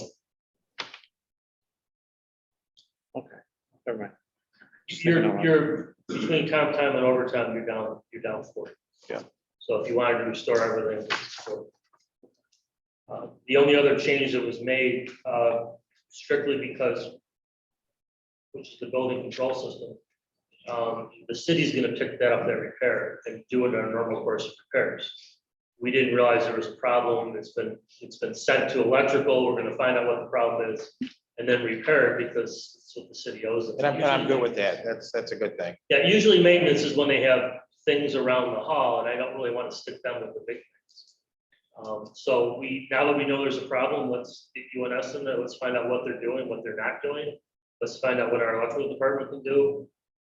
Let's decide if it needs to be a new system, if we have to bond it, if it's fixable. That's in the works now. It's been sent to the proper departments. We just didn't realize there was a problem. Okay. That's it. So it's gonna be fixed. We just don't think the fire department needs to have it fixed out of their budget. Right, makes sense. Now, I guess this is kind of my theme for the evening. Have you put the vests in your capital this year for your men? Can't permanent capital. Oh, that's right, it can't be in capital. Is that in your budget? No. Is that, To that point, did you and Mr. Rua talk about? No. So that's, is that something that you want to talk about? I mean. Well, yeah, I think it's a needed item. There is room in the allotment that the mayor allowed me in my equipment line to purchase maybe 2/3 what we need, Okay, which would be a good start. but then that would essentially bulldoze your equipment line, right? No, we were awarded that grant prior to me doing the budget, Okay, so I could have, the mayor could have taken money out of that line because we're getting funded for the hose that I thought we were gonna need to buy. So it could be a big, you know, if you guys are okay with that, that would be a good trade-off. Easy way to get at least 2/3 of the best. I I think, think I it's- fit it with best. I think it's needed. Absolutely. Well, chief, your urban initiative funds that were supposed to be getting, what's that mean allocated first? I don't know yet. That's That's still Be up discussed, for the council. yeah. The council passed a resolution to get the money, and now the council has to pass a resolution to move the money into the special departments and actually allocate it. So that's, Was it That's an open 35,000? question. Was that the budget or was that the line for fire? Was it 35? no, I thought the 35 was for the Conex boxes. That was for training. a training Yeah, facility. storage, and you're gonna build a roof and make a training session into that area where the greenhouse used to be, right? So whether or not that price is still holding, if there's still room from that also, that would be a good question. Now, we did bond 50, well, we passed the bond 55,000 for the roof last year. So where are we actually at with all of that? What's the actual estimate? I attempted to get 2 more quotes because I was contacted, I think I mentioned this last time I spoke with you guys. I was contacted by the original company that gave the first, they said they were interested, and I said, can you actually do it? They said, yeah, we could. So we need more quotes. I've contacted 2 or 3 other businesses that have to receive, and it's been a month now, so I don't know if they're afraid they can't get the materials, so that's kind of just floating there. I don't think we can move on that. Without at least, you know, with that amount of money, I think we need at least 2 other bids. So Bill, moving forward, if obviously it didn't happen, it's probably not gonna happen this year. So do we have to make an adjustment to the capital for 2022? No, we have that, it goes into the ban and it rolls for 5 years, so the roof money is in there. If we never do the roof, we have to pay that back because it's a 30-year. Because we borrowed it for roofing, it has to be either paid back or used on that project. So we did actually follow through with the actual bonds. I know, The bond's in there, but here's what we did is they typically package. So we packaged the 55 and the youth center. So I think we ended up with 390. Is the bonded number for roofs, and then roofs have a much longer life than other equipment that we buy. So if the youth center comes in at less than the 340 or 335, because that came down, then that money would still be there in the bond to go toward roofs, whether it be the fire departments or whatever.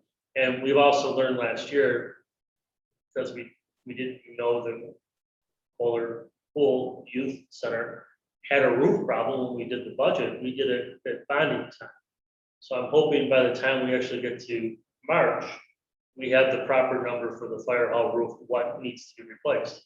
Obviously, the 55 must have been a much smaller section than we're talking now. So if we have any kind of estimates now, let's change the capital budget before you pass it.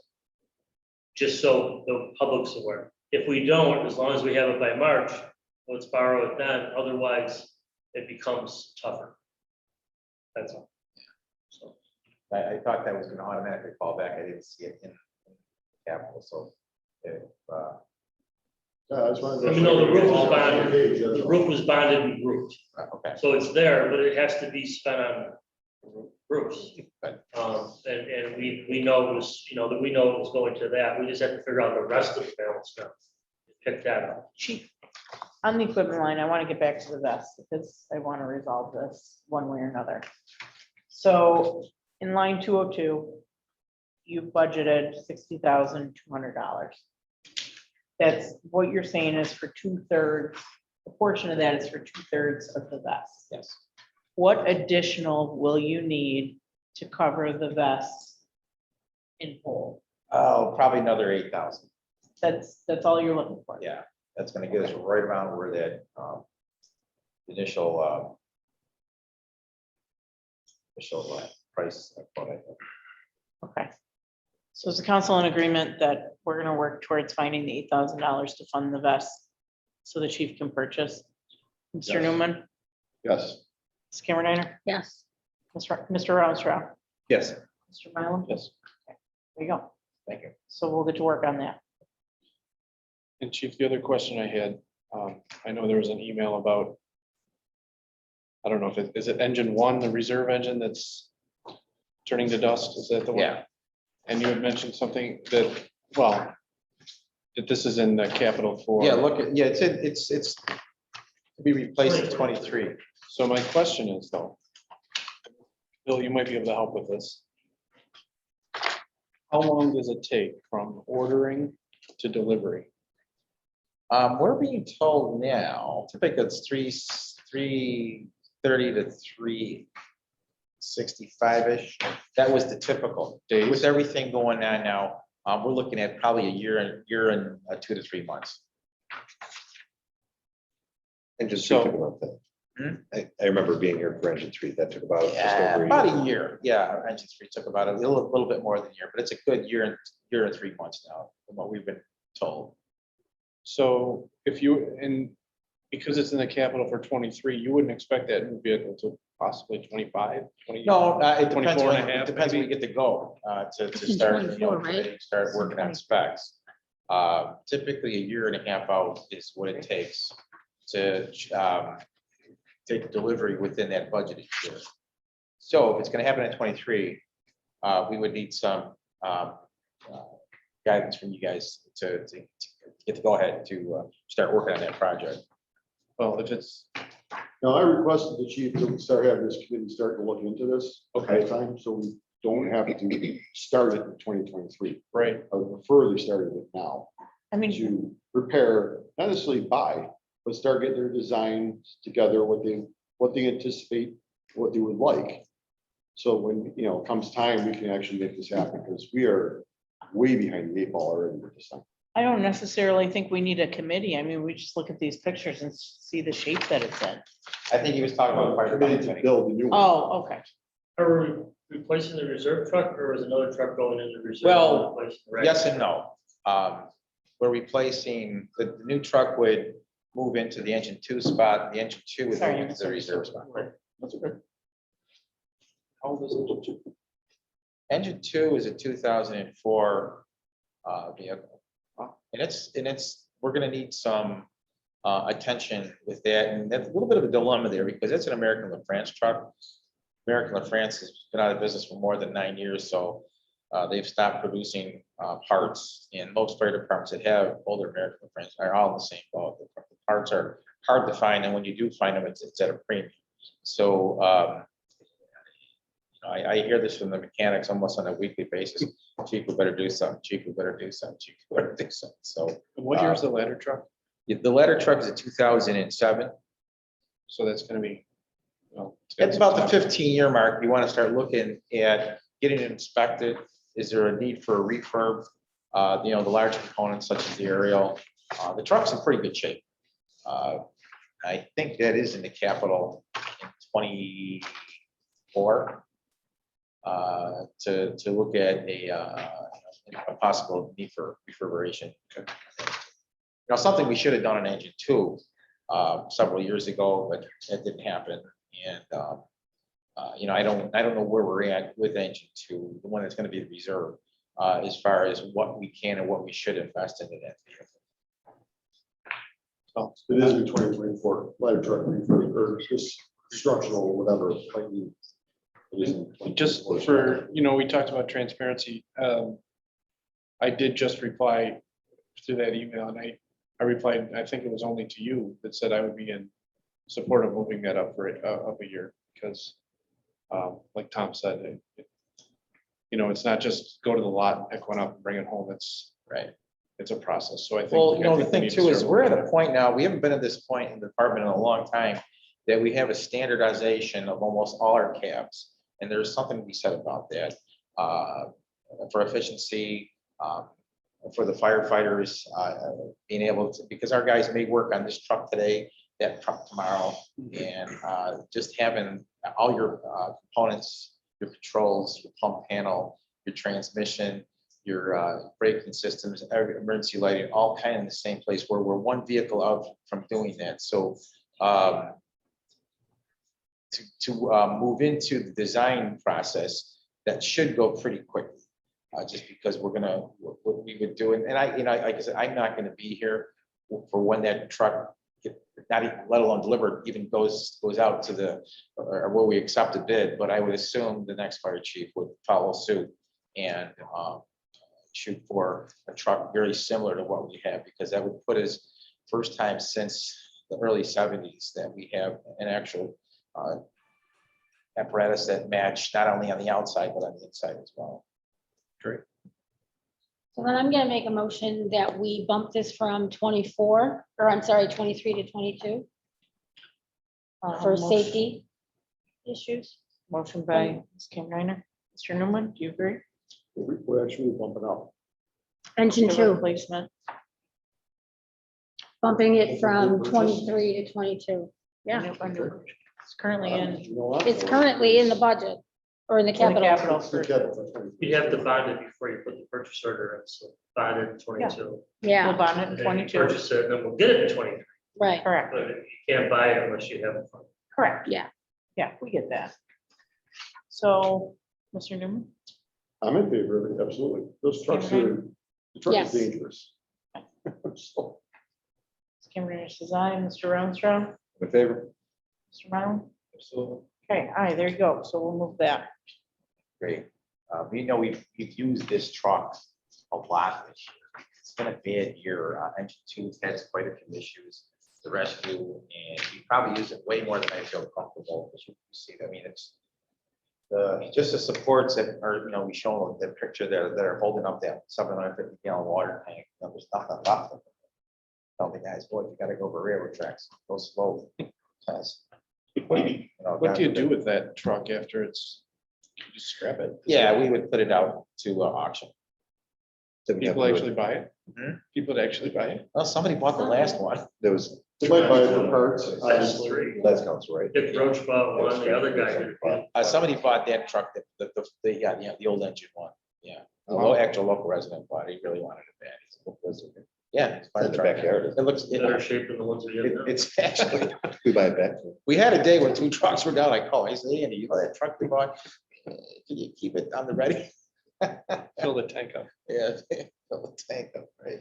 But yeah, he lives up on, you think, on Mosier or one of the streets up there. He stores it somewhere outside the city, but he kind of redid it. It's almost like a classic car to him. He's put it back to its original shape. It actually looks really nice. Cool. Get up, praise it. Yeah. He's all, for anything we do, he's all involved when we do our 911 thing, parades and so forth. It's always up there. He said the Erie County Fair the last few years. Cool. Mr. Casso, Mr. Clerk, did you write that down, that change? Or I- I'm moving from the capital from 2023 to 2022 for the fire truck. Correct. I got that. Okay, thank you. That's not something we could use federal funding for, is it? Different discussion, we still have. We have to talk, yeah. we have to. And you just don't bond it.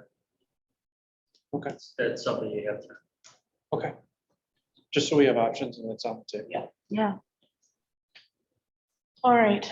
Anything else? Chief, did you want to, for maybe the last meeting in November, get Twin City in here, have that discussion? Sure, yeah. And maybe hopefully we can get this thing on the agenda for the beginning of 2021, before 2022. Right. Sorry, fresh in January or something. Talking about the contract. Yeah. Sure. So you're asking to bring them in on the 16th? If you can. That would be November. That would be where we vote on the budget. Speak afterwards, or whatever. Yeah, I mean, I guess, can you reach out to them and see when they're available? We meet the first and third Tuesday of every month. And then just let us know. Okay. a 6:30 time, 6 o'clock. Yes, but stay away from November 3rd because we're meeting with David Pollack at 6:15. Wouldn't we want that with TCA to be an executive Um, contract? yeah, so I would say 7:30. Yeah. Yes, good point, Ms. Ryan. So I would say if we could do like the 7th of December or the 16th of Second. second meeting in November or the first meeting in December. Just let us know. Okay.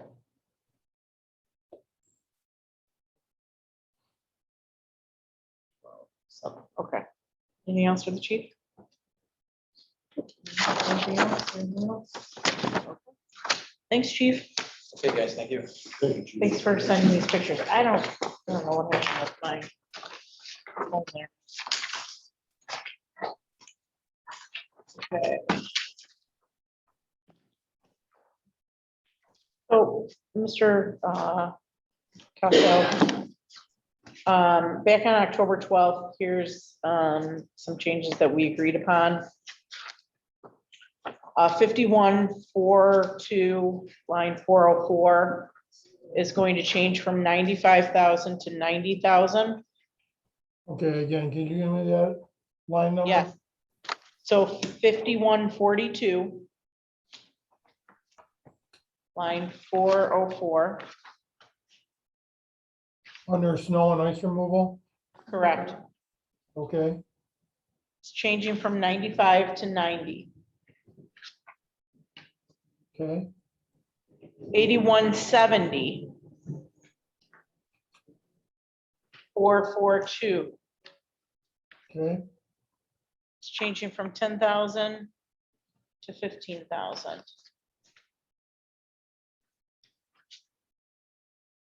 Now, what was the council's thoughts on the scanners? You know, there was an original projection of between 3 to 15,000, and what was the final? 34. 34,000? Oh. Sorry. I sent back an email. I just wanted clarification. Did Joe say that it was about $100 a scan to take it in? Yeah. That was the number that was kind of sticking in my head. I wrote that down. Take it in, it's about $100.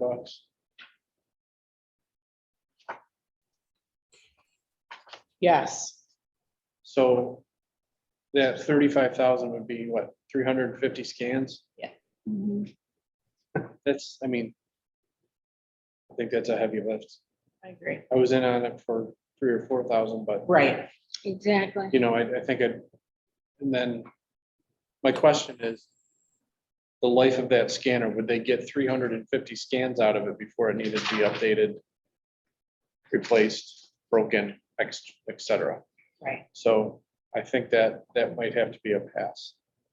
I mean, my Yeah, question was, he talked about the scanner being adaptable for the newer vehicles, but I mean, how many newer vehicles do you really have on the fleet, other than police cars? And on top of that, do we not get a warranty with any of this stuff? I mean, you have a code, you shoot a code in a brand new car, they should be under warranty. Sure. There should be no hookup fee. Sure. Mr. Armstrong, or DPW, correct? What's up? Yes. Do you want to reach out to Joe and just ask those clarifying questions? Yeah.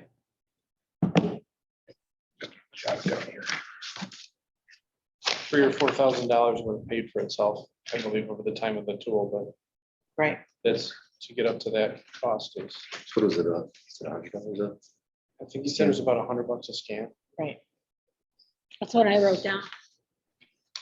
And then. But I don't think we had like he was guessing that that's what. Right. Yeah.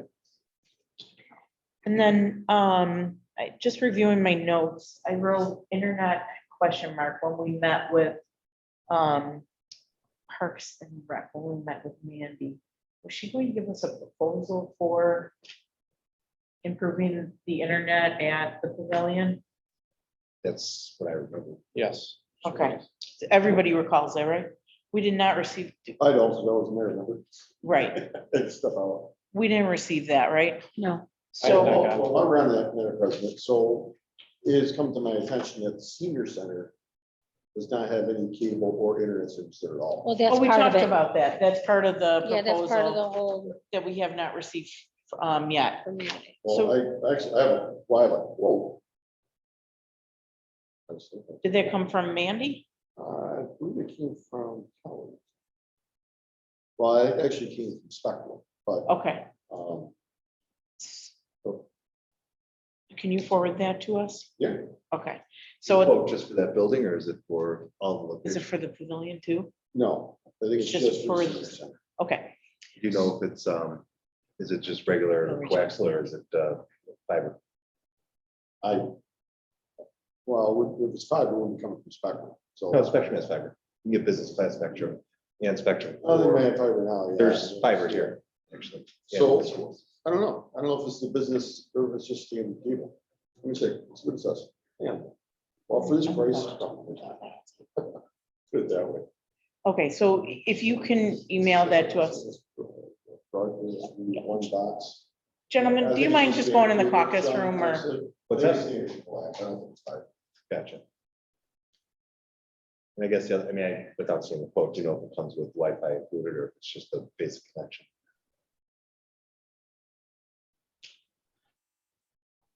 Curious. But we're for sure the quote is only for the center, right? Yeah. Okay.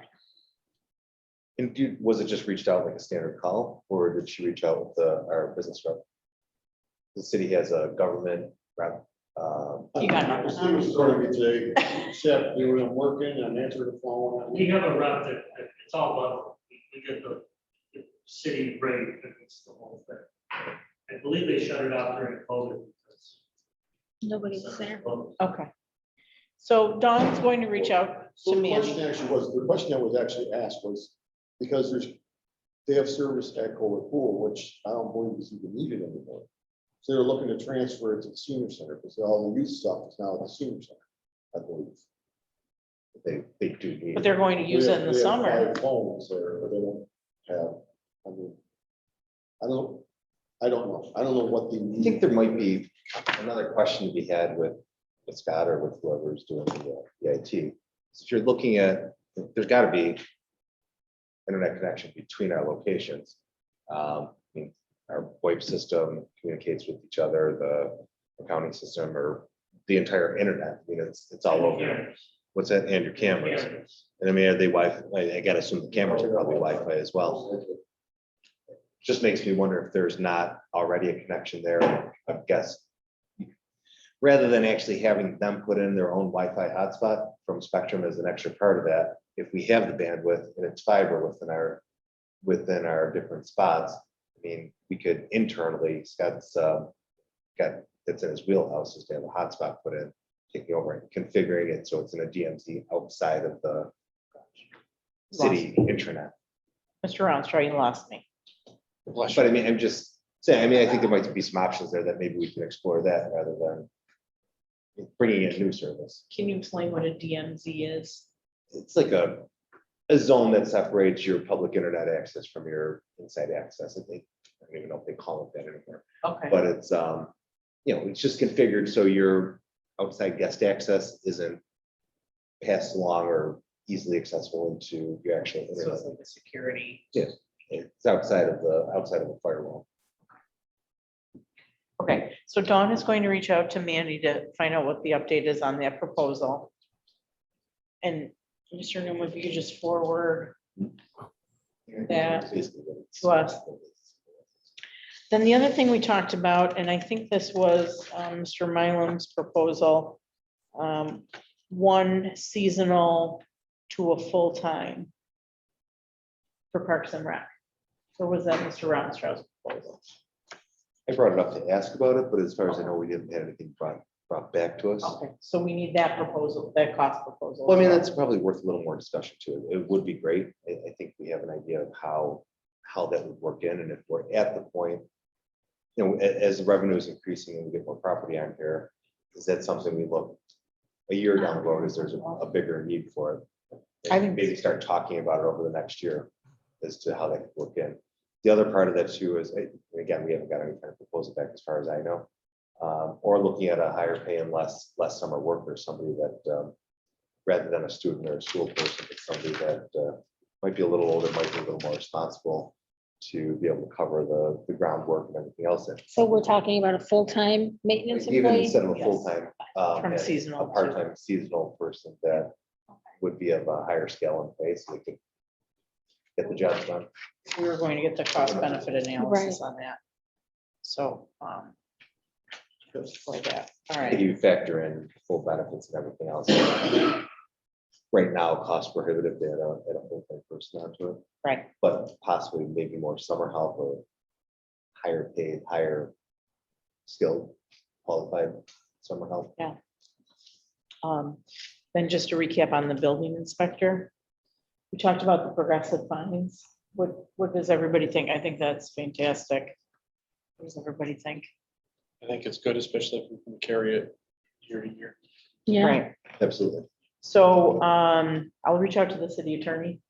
And we can talk about drafting that resolution. And then the ordinance change on the grass. The state is 10 inches, the city is 12. correct.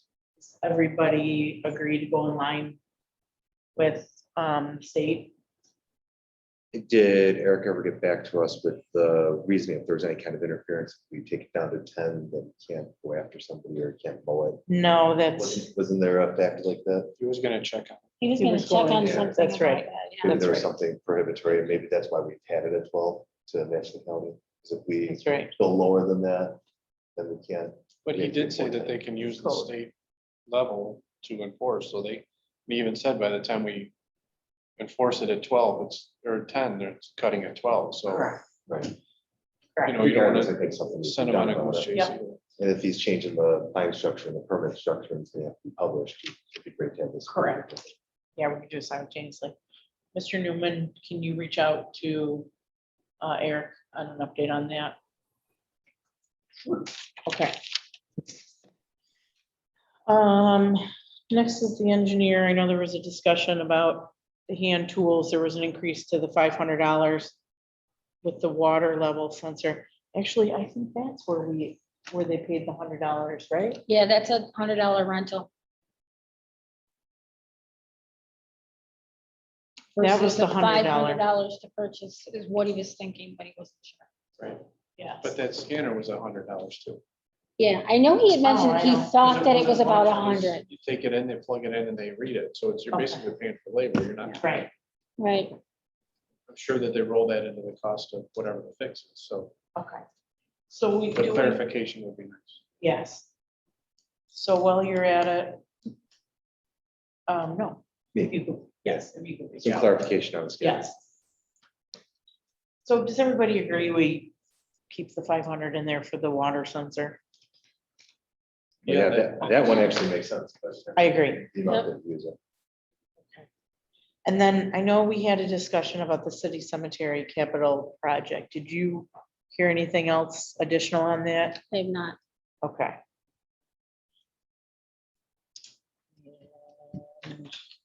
Nobody else heard anything on the cemetery capital improvement project? In the money that we said last year. for the- Yes, the money that we designated for the, Yeah, didn't we say that was gonna be put into a trust and agency? Yeah, Yeah.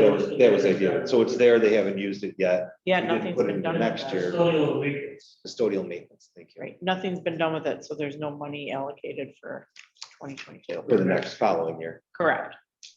but that money We're not gonna from, lose the 10 this year. No, no. Okay. Any final thoughts on police and fire? Any thoughts on where the 8,000 we can take from and put on that equipment line for the fire? Right now, everything's budget neutral. Thoughts? The LDC got. And how many containers, Bill, were they trying to purchase? 2? Great. Really? I believe stack, roof. Like that, so they're off the ground and then roofing to the side. Yep. This is a dream of mine, but I don't really know, I wasn't required. But that's how I understood, they explained they wanted to have their own roof area. Yeah. So they- And storage, right there, storage containers, they're gonna store.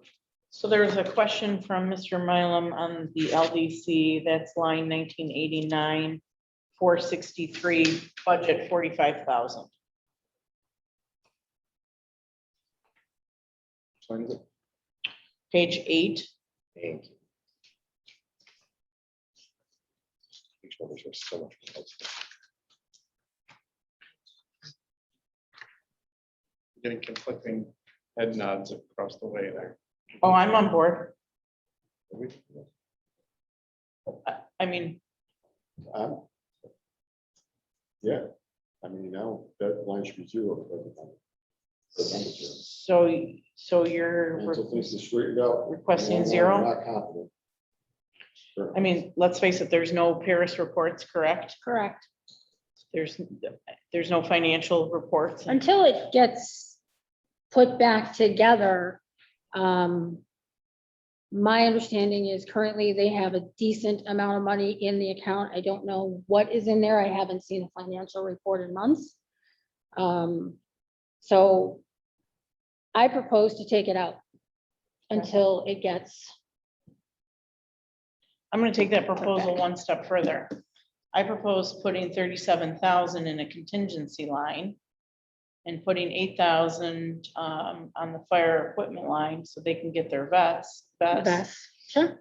And that contingency line, provided they submit reports For for the Paris reports, and they've submitted the necessary documentation that they need, then we can then allocate those funds at that point. that's fair enough. What is it at? It's at 45? It's at Yeah, 45. history of funds transferred to them. I know there's some urban initiative funds, and then there was also. Wasn't that was on the last? There was an on the sheet email, that I you guys believe, looked today. at Today, the audit. Yes, the treasurer got back to us on that. 50,000 of their UI. Yes, I asked about that in the bills, Yeah, that's what I thought that was. because UI to me means unemployment insurance. Right. So I had asked what that meant. We're about 85, because it was 45 each year, for 135, plus the 50 that came from Kevin, plus the 100 that came from Kevin. So You're they're talking about 2021's 100, right? No, 2021's. Yeah, which I think we amended at the 88.5. So 85, 82.5. Because we something took like that. money out Because- for the the little. Little League. Yeah, Okay, I thought that came out of somewhere else. Mm-mm. No, no, I ran across the resolution actually, so it's. yeah, no, it came out of, yes. I mean, the way I see it right now, they're starting, they're young, they're beginning, whatever they're gonna do over the next couple of years. I think if it could help our budget for the following year. Kind of let them figure out, we've seeded them pretty well over the past years. I think they're sitting on a fair amount of money that they could do some good with. If we can hold up a year and help out some things here, and pay for a couple of vests and pay for some things that are needed, I think it's a good idea. And I think, within the following year, if Mr. Conrad comes up with some urban initiative money too, that we spread around and then thought about it then, we could reallocate it then. So Mr. Brown, so what I'm hearing you say is you agree with the proposal of the contingency, the 37 in contingency, and then the 8 for the fire department equipment line. Is that what you're saying? Absolutely. Okay. Mr. Newman? I agree with you. Did we, Absolutely. and I should have, the chief's not still here, is he? We never, the discussion with Mr. Rose, there was the concern about whether or not there would be one all the time. And Mandated, policy. Yeah, so he did say they have not spoken. So perhaps, Mr. Newman, if you can reach out to the chief and city attorney, and if they can speak on that. And that's really got to be a factor in there. Obviously, we want our guys to be protected. You're going from 63 to 64, which is the council. So that going up into the So there, contingency is going to the council contingency. so I just want to, Contingency B, yes. or C for council. So So 464. It's not going anymore, it's just council. it'll be the council contingency. So the discussion piece is line 463, the budget is 45,000, taking that to zero, putting 37,000 in contingency, and putting 8,000 in the fire department equipment line. That's what's on the table. Mr. Newman said aye, Ms. Cameron. Yeah, aye. Aye, Mr. Rounstrau is aye, Mr. Mylum. Is going to propose a second amendment to that, Okay, that we maybe wait, and we can put it in that contingency. I'm all for this. okay, But when we get the report from the police chief about the carriers, I was just thinking that. and maybe take, you know, at this point, we're talking about another 6,000. $6,000. So putting that in, but maybe earmarking for vests so that all of our public safety Is taken care officials of. are vested. I like that. Nice job. That's fun. I agree with that, Mr. Newman, I'm okay with it. I'm okay with it as well. Mr. Rounstrau, Absolutely. Mr. Mylum. Okay. Mr. Cosmo, did you get all that? Let me see if I got it. So we are taking 1989, 463 from 45,000 to zero. Are we Correct. now putting the whole amount into a council contingency? Why don't we do No. that? No, Oh, okay. Okay, so we're going, so no, so then what Okay. we're going to do, So we're Is still put- gonna put the 37,000 in the contingency, yes, 8,000 to fire at this time. Anything more going to fire? yes, so hang on Not one fire. second, hold that thought. Not to fire. 3410-202. So 1989, 464 is going to have a line of 37,000. Okay, Then fire, 3410-202. what is it, I'm sorry? 410. Fire. 202 on page 10. 3410, 202, 60,200 to 68,000. and we're going to increase that by 8,000, got it. okay? Okay, so we're going for, again, 1989, 463 from 45 to zero. 1989, 464 under COVID, it's going from zero to 37,000. Correct, And 3410 fire department equipment 202 is going from 60,200 to 68,200. that's correct.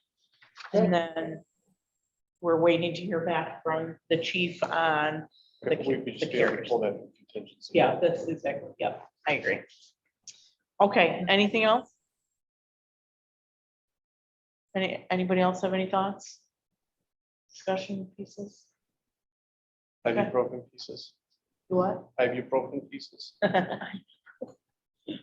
All right, if there's nothing else, I'll make a motion to adjourn.